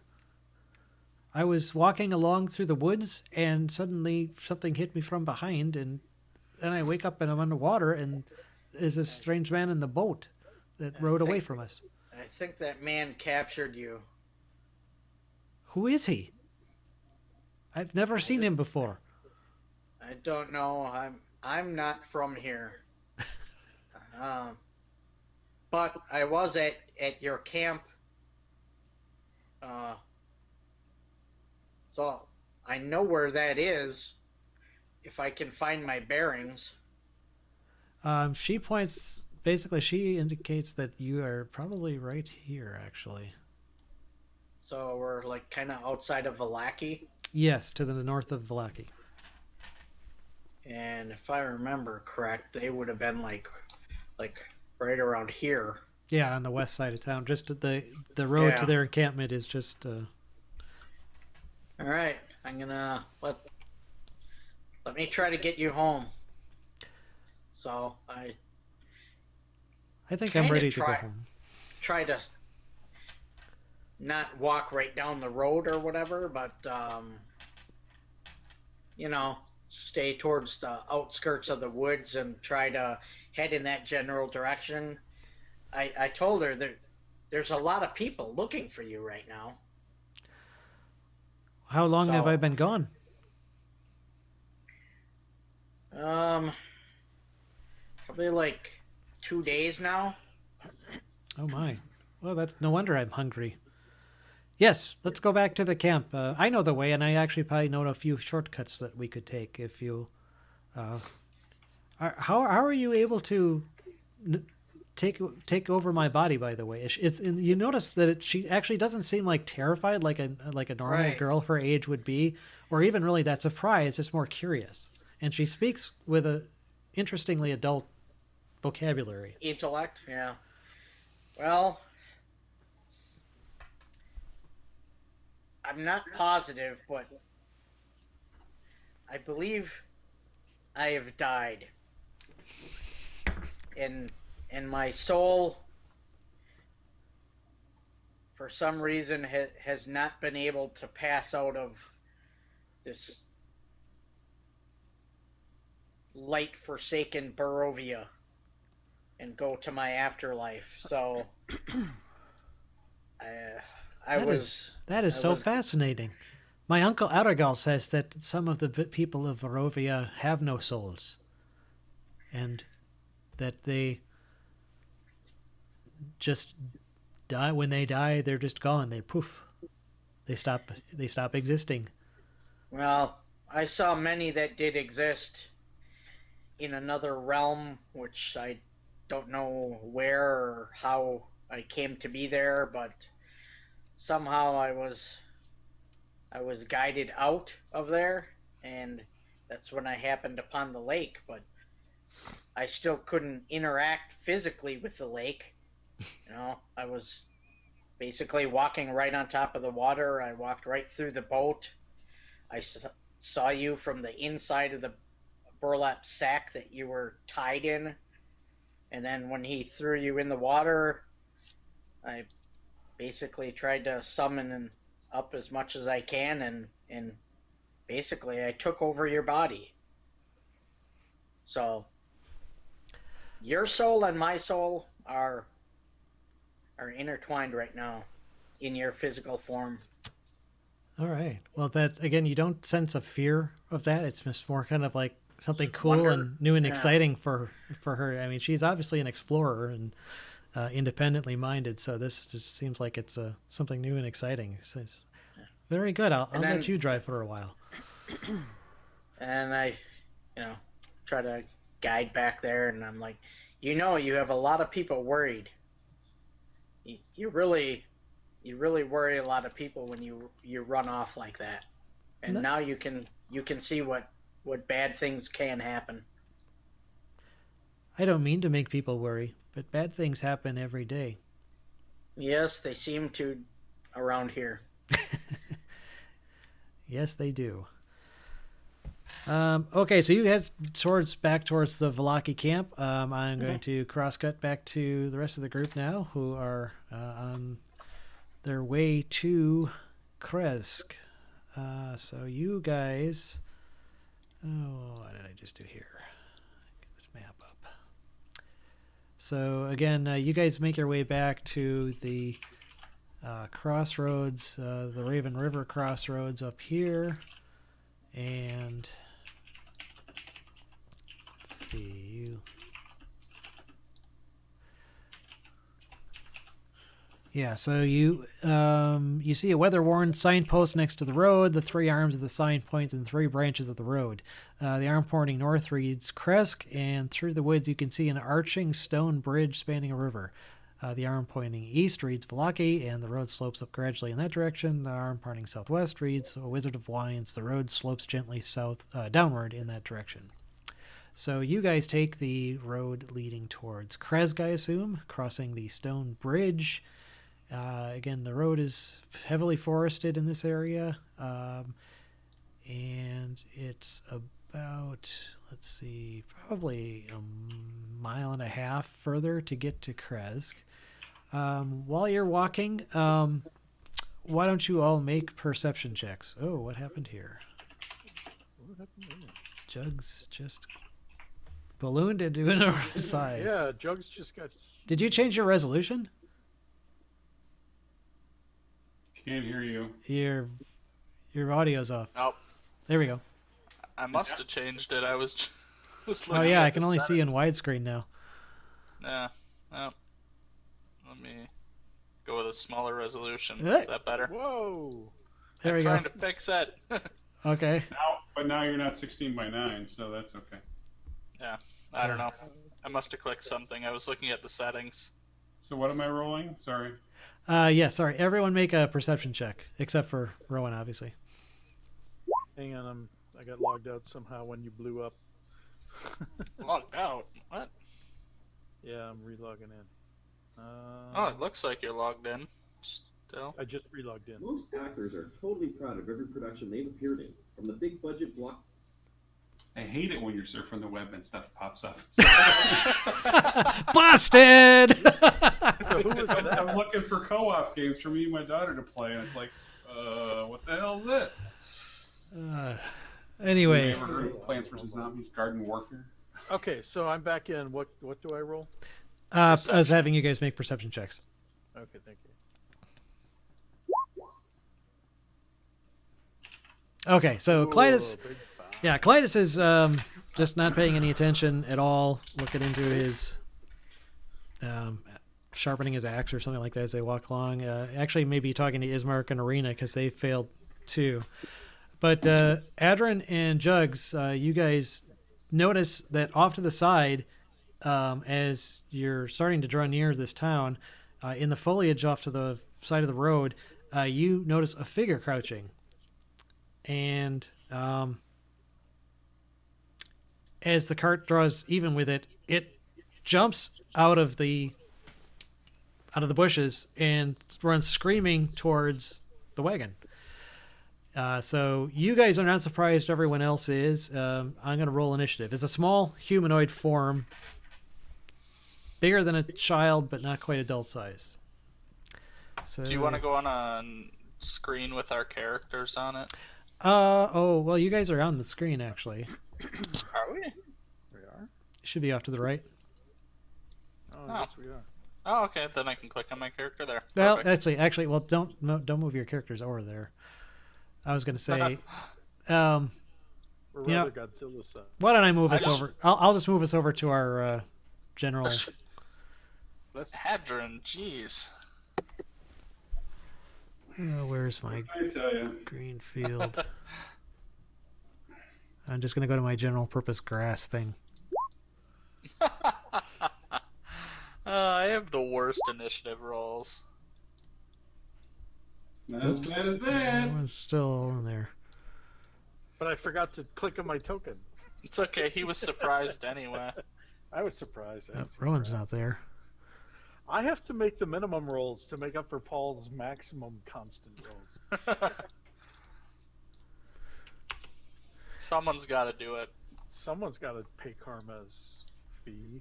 Okay, so let me. I'm just glad it's not me. Don't forget Irina and Yeah, Her I know. brother. I'm trying. I'm getting there. It just is not something I can do with a click of my wrist. All right, so you guys go ahead and let's see. Jugs, you had 5. Tim had a whopping 2. Adrin had 24. Talk about night and day. And let me get. I look at it this way. I'm going first in round 2. That's right. Yeah, that's a nice way to think of it. Whatever you need to feel better. So actually, let's see. We'll say they were over here.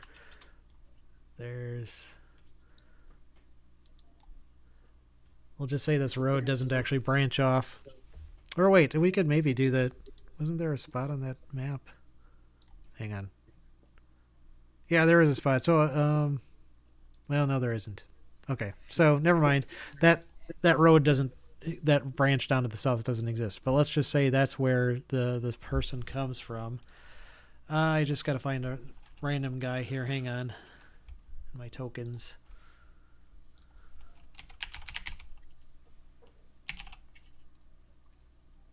Let's see. What would be good? Oh, come on. I'll just pick one of the generic Barovian tokens here. Oh, kind of bigger than I wanted to be.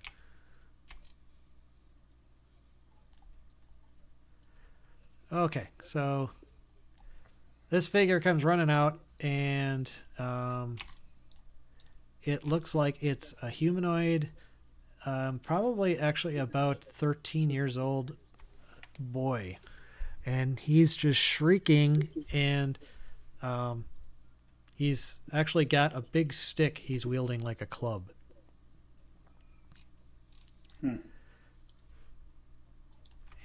then his initiative is 1. He's back in arena. God, what a horrible day for initiative. Not so much. Except for some people who just seem to master this. Yes. Okay, so in terms of initiative, Paul and Kyle, or Adrin and Jugs and Adrin. Actually, let me sort here. Make sure we're in the right order. Adrin and Jugs will go, and then the kid will go, and then we'll go through normal initiative. So Edrin's first. Got this kid running at the group. So I have no desire to punch a kid, but I'm going to try and come up, and I want to take the stick away from him. So grapple. So let's see. Yeah, there's no real formal disarming rule, is there? I don't know. If you wanted to start a grapple, then yeah, you can go ahead and do that. I'll do that. So that's just a normal attack, right? No, I believe it's. Let's see. It's not because monsters usually have specific rules for that. Right, But monsters have rules. for you, I think it's an actual strength athletics check. Acrobatics. You can use acrobatics to escape, but I believe to start a grapple. You need an actual athletics check. Grappling. Yeah, I'm trying to find it here. Here we go.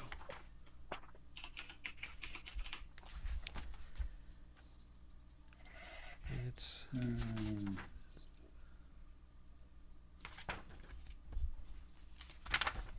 It's a special. Use an attack melee action to attack. grapple.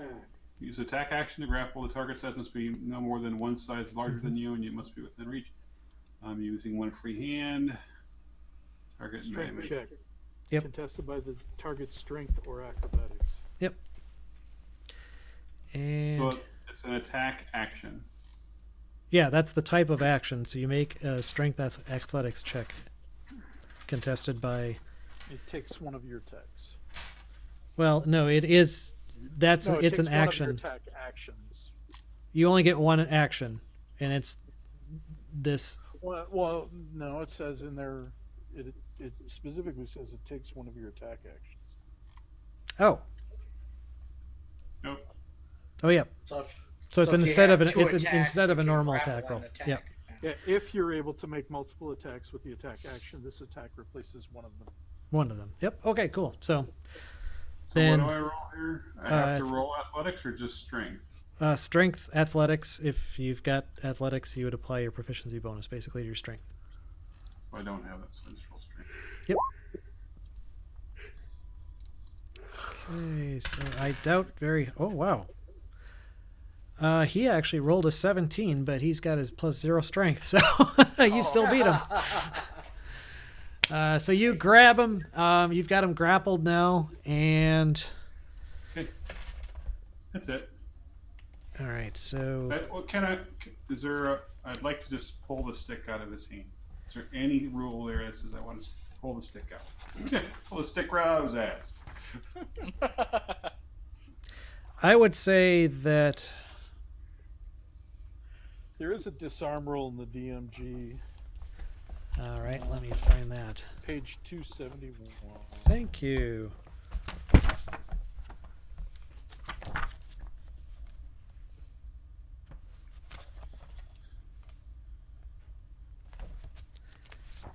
You know, wizards, could you print your page numbers just a little bit lighter?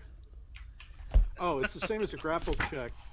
Basically, you do it in lieu of a grapple check, and if you win, you knock the whatever it is holding out of their hand. That's what I wanted to do. All right.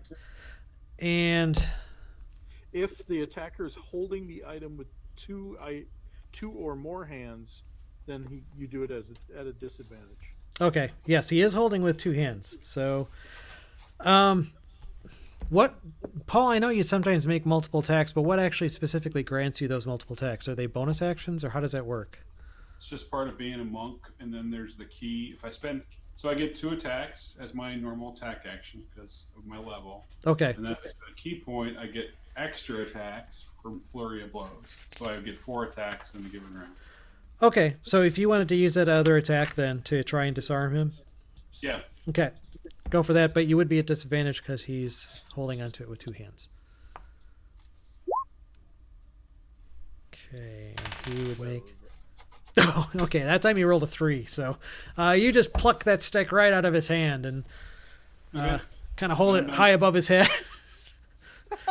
So he's just like, and you're actually you only needed one hand to do that, and so he's still actually grappled. So he still has a grapple condition. He can't move.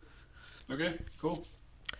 So that was your turn. I guess now would be Jugs. So what is? Does he just seem like a little boy? He doesn't seem like a vampire or anything.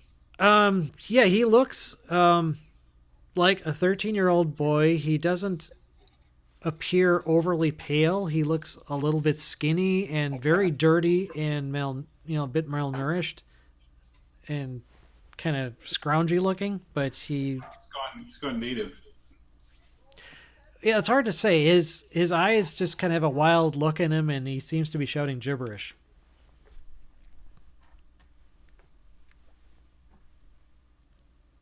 I'm just gonna hold my turn. Okay. Then the kid will go, and he's going to try and wriggle out of your grasp, Adrin. Okay. So this would be a contest again with strength athletics. Oh, okay. He got a 15 this time, so he actually breaks free of your grapple. That is his action, I believe. Yep, he uses his action to escape. So he cannot attack or do anything. And he probably would try to attack you. He actually probably wants to try and get his stick back, so he's just going to keep leaping up to try to get away, but you're taller than he is, so he can't reach it. So that's his turn. So we're back to Adrin. Now it's normal initiative for everybody. So I try and I don't attack him. I don't do anything. I say, calm down. If I give you your stick back, will you relax? Well, why don't you make a persuasion check? Why don't I suck at that? Well, maybe I should have tried to persuade him. Well, that's not terribly bad. I would say that. Yeah, he's not having it. He wants his stick back, and you're the one that took it from him, so he doesn't cut Okay. down. You gonna do anything else? Nope. I'm gonna stand there holding the stick over his head, going, "You calm down." That's it. Okay. Ismark is going to take a cue from Jugs and just let. It seems like you've got the situation well in hand, no pun intended, so he's going to pass on that. Jugs, are you going to do anything? I want to walk up, Okay. and I kind of want to like shoot a firebolt at the ground and try to intimidate him Okay. into calming down. All right. Can I You do mean an close? intimidate? Are you aiming anywhere down. close to him, or are you just. No, just kind of off, like Okay, so over here, kind of in the middle of the road. like calm down or I'll blow you up type thing? Yeah. All I right. just want to see what his reaction is. Make an intimidation check. We'll see how he reacts. Ha! All right. I rolled terribly low. Okay. He doesn't even really seem to notice your Going on firebolt one. going into the grass. Doesn't start Balls roller. a fire though. Clytus is up. All right, I'm gonna dig out some food and bring it to him. Start eating. No. Right Time in for some front of him. popcorn. Let's watch this. No, I want to offer it to him. You see, he's malnourished. Okay. You say he's malnourished. Um, I dig out some food and I take it to the kid. I okay. hold it out to him. I tried. I don't know. Is that I have diplomacy roll or what? I'm trying to think what would apply in that situation. You're kind of almost trying to distract him. Well, no. I'm actually trying to calm him down. Like, here's some food, kid. Relax. So We're to spending. pacify him? Sounds like a Yeah, persuasion. passive. Yeah, that's Here. about the closest thing I So- can think of. All right. 25. Wow! Jesus. Natural 20. Okay. All right, so he was really intent on getting his stick back, but when you dangle that food in front of you, he's just like totally fixates on it, and it's not his turn. It's for you. Okay, well, it's I'm say Arena's also just waiting, so I'll say it's the kid's turn next.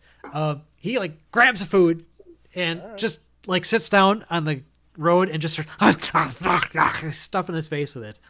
All right. And he just concentrates on it fully. I place the stick on the ground next to him and say, "There's your stick. When you're done eating, you can have your stick back." And Okay. I just put it down right next to him. Well, he finishes up. What was it, a ration that you gave him? Did you say or? Yeah, just whatever I had at hand, which should have been rations. Okay. Well, he kind of chomps through that, and then he kind of just looks. He totally ignores his stick, and he looks up at you expectantly, like he wants I more. give him one of mine. Okay. Well, he snatches it out of your hand and starts chewing Does it. he look hurt at all? Yeah, he looks like he's been scratched up a little bit. All right, I'll lay hand. I'll just put my hand on his shoulder and try to lay hands for 5. Okay. So that would be okay. So you kind of heal over the scratches on him. The wild look in his eyes, though, hasn't changed. really changed. I ask him his name. I say, I'm Adrian, and you are. He doesn't seem to try to engage you in conversation. He just seems fixated on this food that he's eating. Okay, I declare that we call him Stick Boy.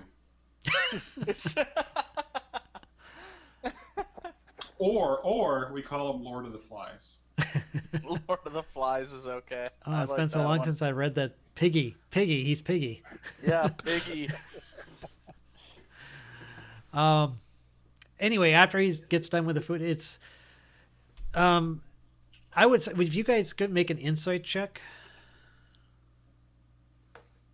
I'm gonna say we're out of combat now. I hit history by accident. There you go. 10. 10, 7. Okay, yeah, he just seems like he's wild and kind of crazy. But you seem to have pacified him with food for the time being. Okay.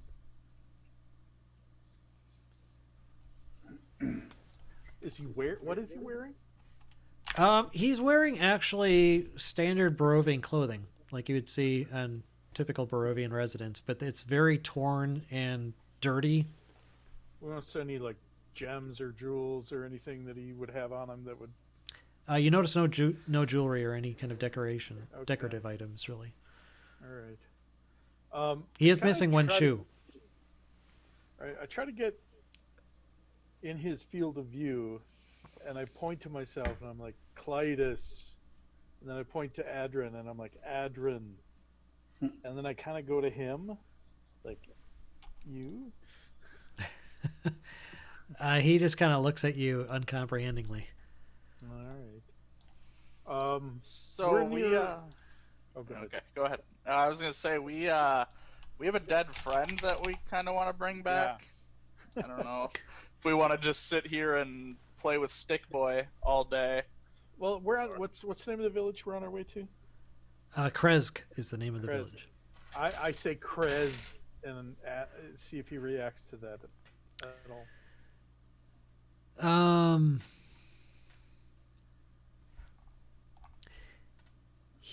Let me see if he just kind of again looks kind of blank, and he then kind of looks down at his stick on the ground and like picks it up and then turns back to you guys, and then he seems to recognize you again, and then he starts beating his stick on the ground, and he seems really into it, like I take my wakizashi and I start beating it on the ground with him. Okay. I'm gonna slowly back away. I try and imitate him, make it a game. Okay. He doesn't seem to grasp the whole competitive nature of it. He just looks up, sees you doing it, and then starts doing it even harder. Like, So I know we're going to a town. I hold out my hand, and I point in the direction that we're going, and see if I can get him to grab my hand and get him to walk with me. Make a diplomacy check. I keep saying that. What is this Persuasion. I always say diplomacy. talking That's Pathfinder. Just keeps bleeding into 5e. Okay, so there was a chance he would have like attacked your hand with the stick, but he. Let me see how he reacts. He doesn't get the whole hand thing. He just kind of looks dumbly at your hand extending out. So I walk like 10 feet down the road towards the village. I take out some more rations, and then I whistle at him and hold it out. Okay. Yeah, he starts following. He starts running towards you after the rations. Well, and as he starts running toward me, I start walking down the road with it in my hand. Okay. All right. So you're able to. I'm gonna not draw this out, and I'll say you don't have to run ahead of him. When he gets up to you, you're able to kind of keep it just out of his reach and just kind of lead him on, with him intent on the food and to the exclusion of anything. All right. Did he drop his stick during this, or is he still holding it? No, he kept his stick, Okay. All right. but he doesn't look like he's going to use it anytime. So it's just kind of hanging down at his side while he follows Clytus. Okay. All right. Let's head to the village. Okay, so you guys move on to the village. I'm going to swap back over to Rowan then quick. So Rowan, you are able to skirt the town of Valaki. Arabelle knows kind of the ways of the woods, so to speak, so she can actually Right. kind of lead you through without knowing how to avoid any kind of dangers in the area, and make your way over to the Vistani camp. So you are able to approach that. Are you still going to remain in control of her, or? For now, yeah. I mean, Okay. that's my only mode of transport, I guess. I don't know what would happen if I, quote unquote, agreed to leave her body at this point. You get this. You're not sure how this is all working, to be Yeah. honest, but you do get the impression that if you would be able to relinquish physical control of her without necessarily leaving, without like being ejected. You could basically let her drive. Okay. I ask her if she's comfortable with her taking back control of her physical form, but I'm not gonna leave her at this point. She says, "No, that's fine. It's very interesting, actually, having you around. It's like having someone to talk to all the time." Well, I agree because I'm not able to communicate with anyone on this world. Well, we can talk later. For now, Yes. I suppose I'd better go and see my father and my uncle. And so, anyway, she moves up the road towards the Vistani camp and heads over. You've been there before, so it's not anything Yeah. terribly new, but she moves through the encampment, past all of the Dusk Elf houses. We didn't find anyone from the search party or anything. Well, you guys approach, I should say you approach, and at the moment it's, like I say, it's just as not busy as it was when you were here before. So it seems like everyone is out searching, Okay. scouring the area, except for a few Vistani around tending the horses. Okay. The Dusk Elves, again, are probably out and about somewhere else. So you are able to walk pretty much right up to the center camp, and one of the Vistani, I'll see if he spots you walking up. And you let her drive, didn't you? You said Yeah. you relinquished I said control. she Okay. can- So she actually, the Vistani doesn't spot her. She walks right up to the central tent and walks in, and Luvash and Aragal are both standing there talking, and she says, "Hello, Father. Hello, Uncle." And they both turn around and look at her like just shocked that she was able to approach. And then the Luvash says, "Annabelle!" And he runs over and picks her up and like gives her a great big like bone crushing hug, and you can feel the strength of this guy. Even though you're not in control, you can actually Yeah. still physically sense what she senses, and he's Okay. got this huge amount of muscles to him. He's not trying to damage her, obviously, but Right. not a guy you'd want to try to get into an arm wrestling competition with.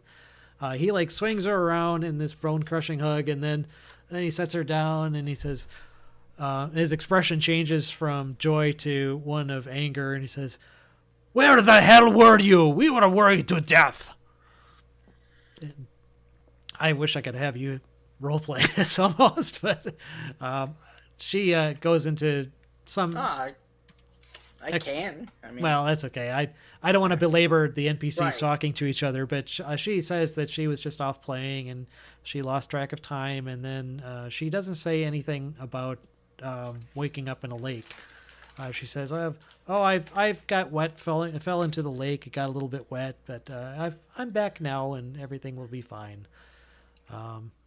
And Luvash looks at her sternly for a moment, and then he kind of bursts into a smile and says, "It doesn't matter. You're back now, so all is well in the world. So we will make sure you get something good to eat and that you're warmed up." So, so is there anything that you want to try and do, or? yeah. So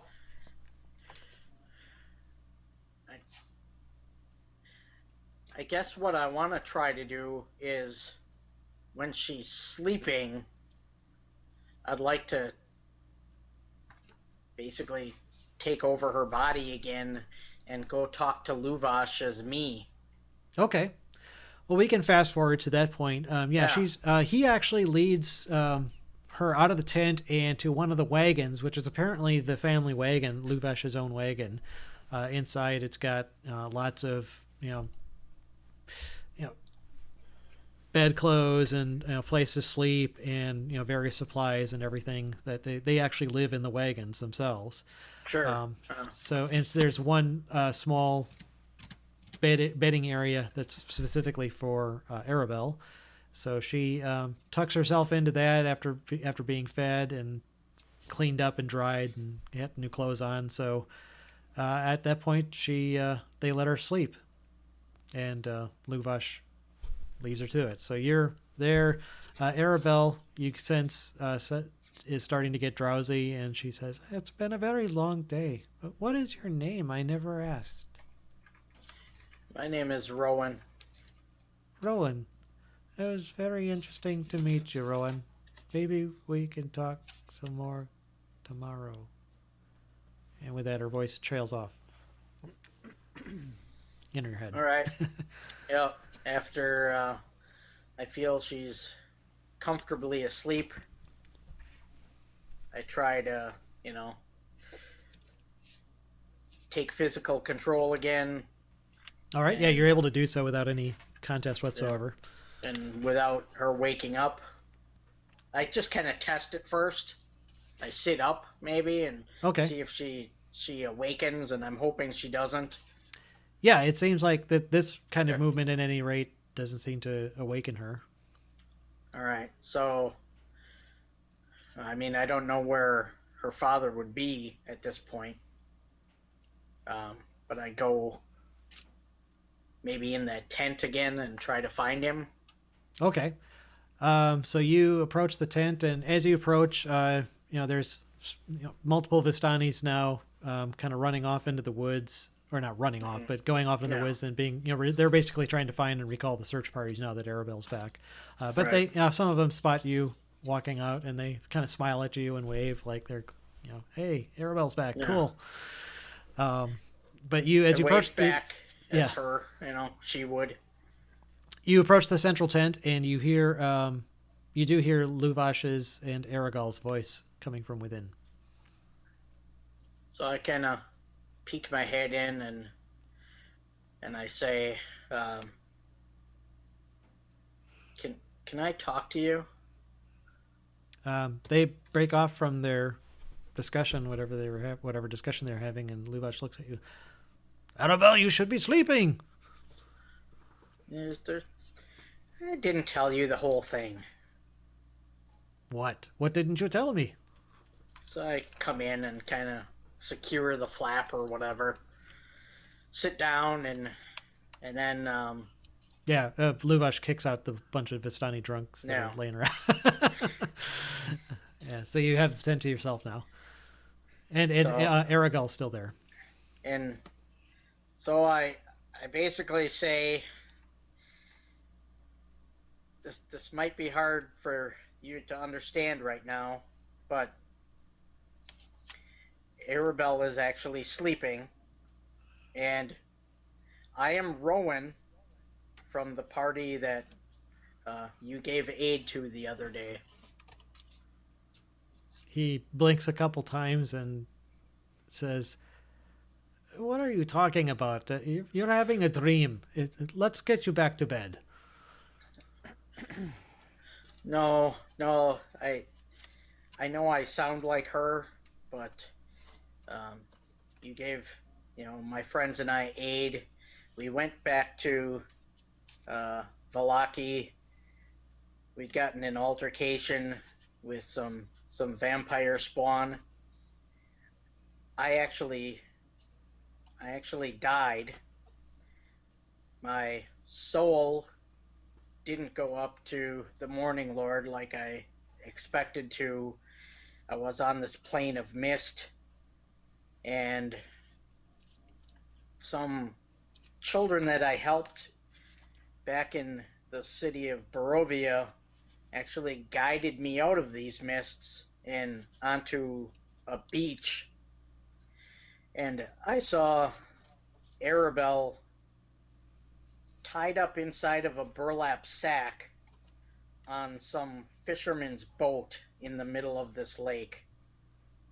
He took her out of the sack. He threw her in the water. And I mean, I couldn't interact with anything. I mean, I'm not in physical form at this point.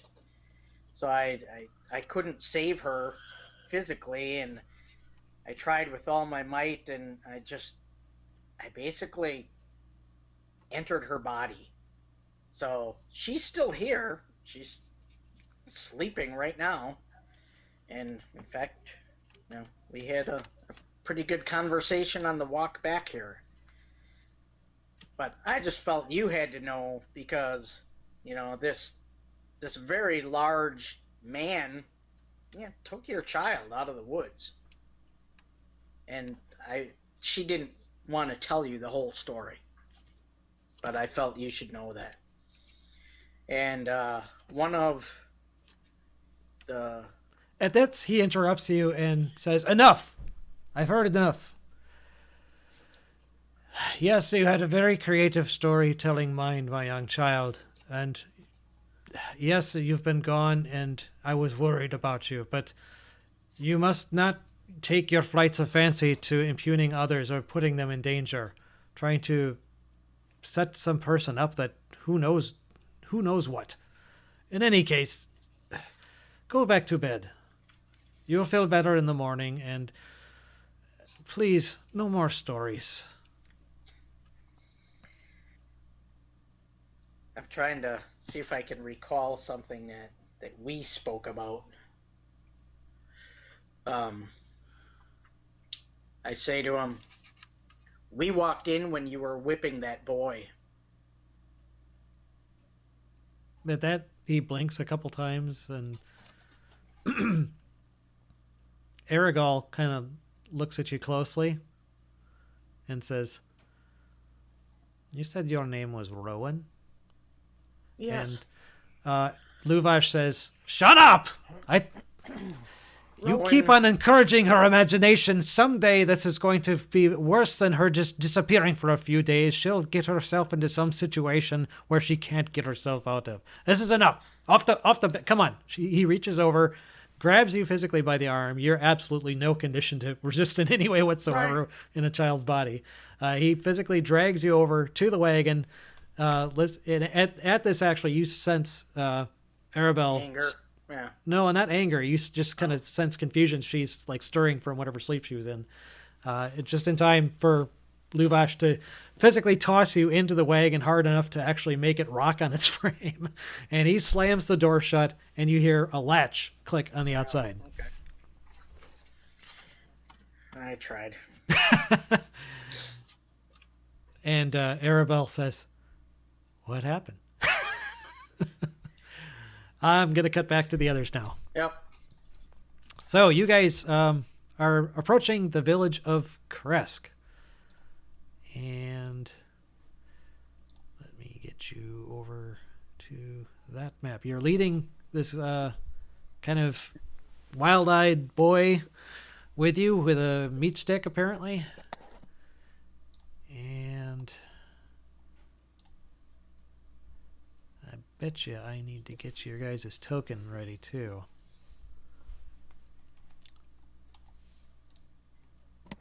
Including this kid's. I think we're gonna let the Markov brothers do the talking, though, since they're delivering wine.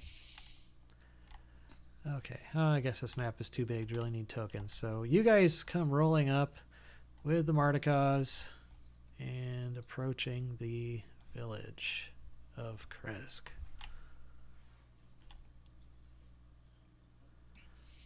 So you are right here, and you can see that there is a winding road leading up a hill towards this massive wall surrounding the village. After taking a turn here and there, you approach the wall.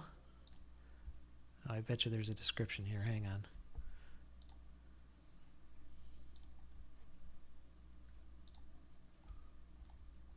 So as you approach the front wall. Oh yeah, so at the junction of the road, actually here, there's a description there. The road, frickin' thing. The road branches north and climbs a rocky escarpment, ending at a gatehouse built into a 20-foot-high wall of stone, reinforced with buttresses every 50 feet or so. The wall encloses a settlement on the side of a snow-dusted mountain spur. Beyond the wall, you see the tops of snow-covered pines and thin white wisps of smoke. The somber toll of a bell comes from a stone abbey that clings to the mountainside high above the settlement.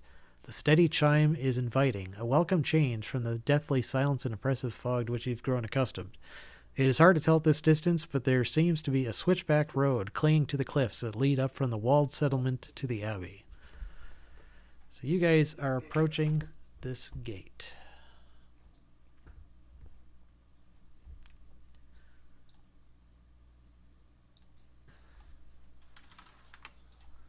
Does anything happen as we approach?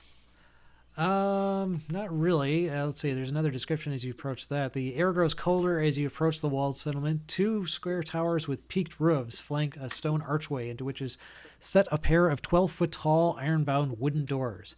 Carved into the arch above the doors is a name, Krezk. The walls that extend from the gatehouse are 20 feet high. Atop the parapet, you see 4 figures wearing fur hats and clutching spears. They watch you nervously. Does the kid react? I wave. Hello. The kid just seems completely intent upon the ration that you're dangling in front of him. All right. I wave and walk up to the door. Okay. The guards look down and say, "Who are you? And what do you want?" Name's Adrian, and we need help. Where's the body? Where's the body? We have the body, right? Yeah. I'm assuming you would either they would probably just lay it out in a shroud in the back, So not stuff we it back in have a barrel. We have a friend here who's not doing so well, and we heard that there's a cleric here of mighty power At the Abbey. at the Abbey. Abbey something. Abbey normal? Abby normal. Yeah.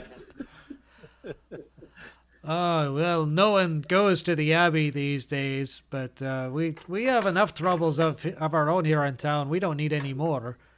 And then the guy next to him says, "Hang on, isn't that the winery? The wagon from the winery?" And Yes. the I Mardikovs. forgot we had wine.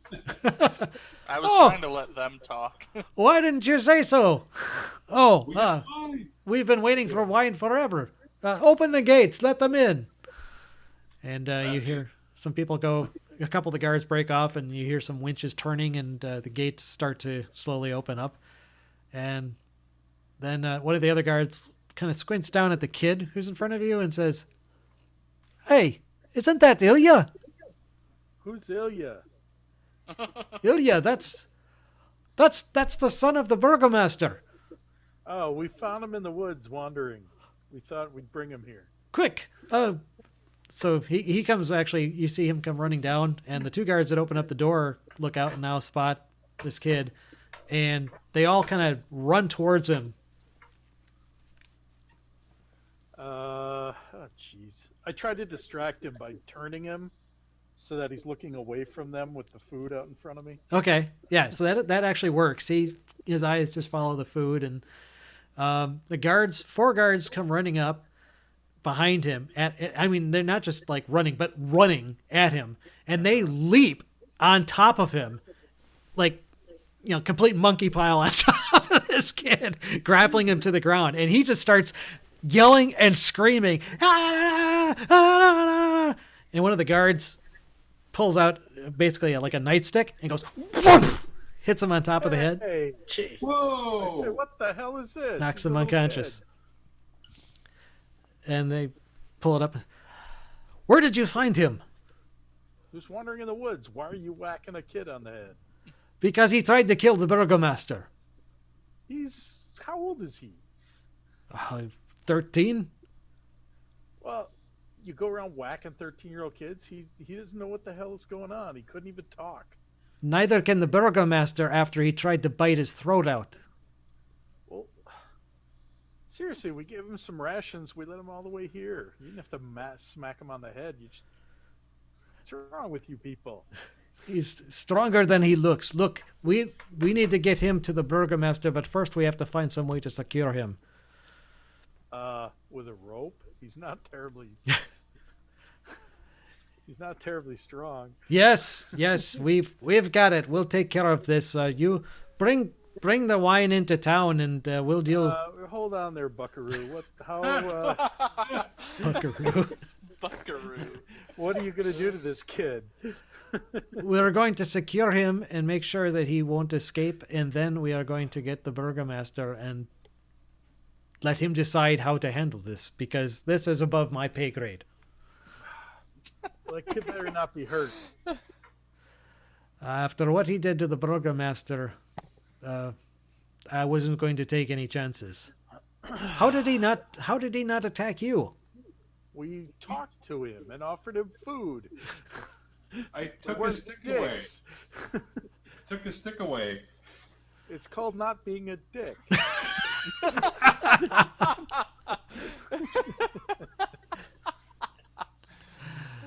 Oh.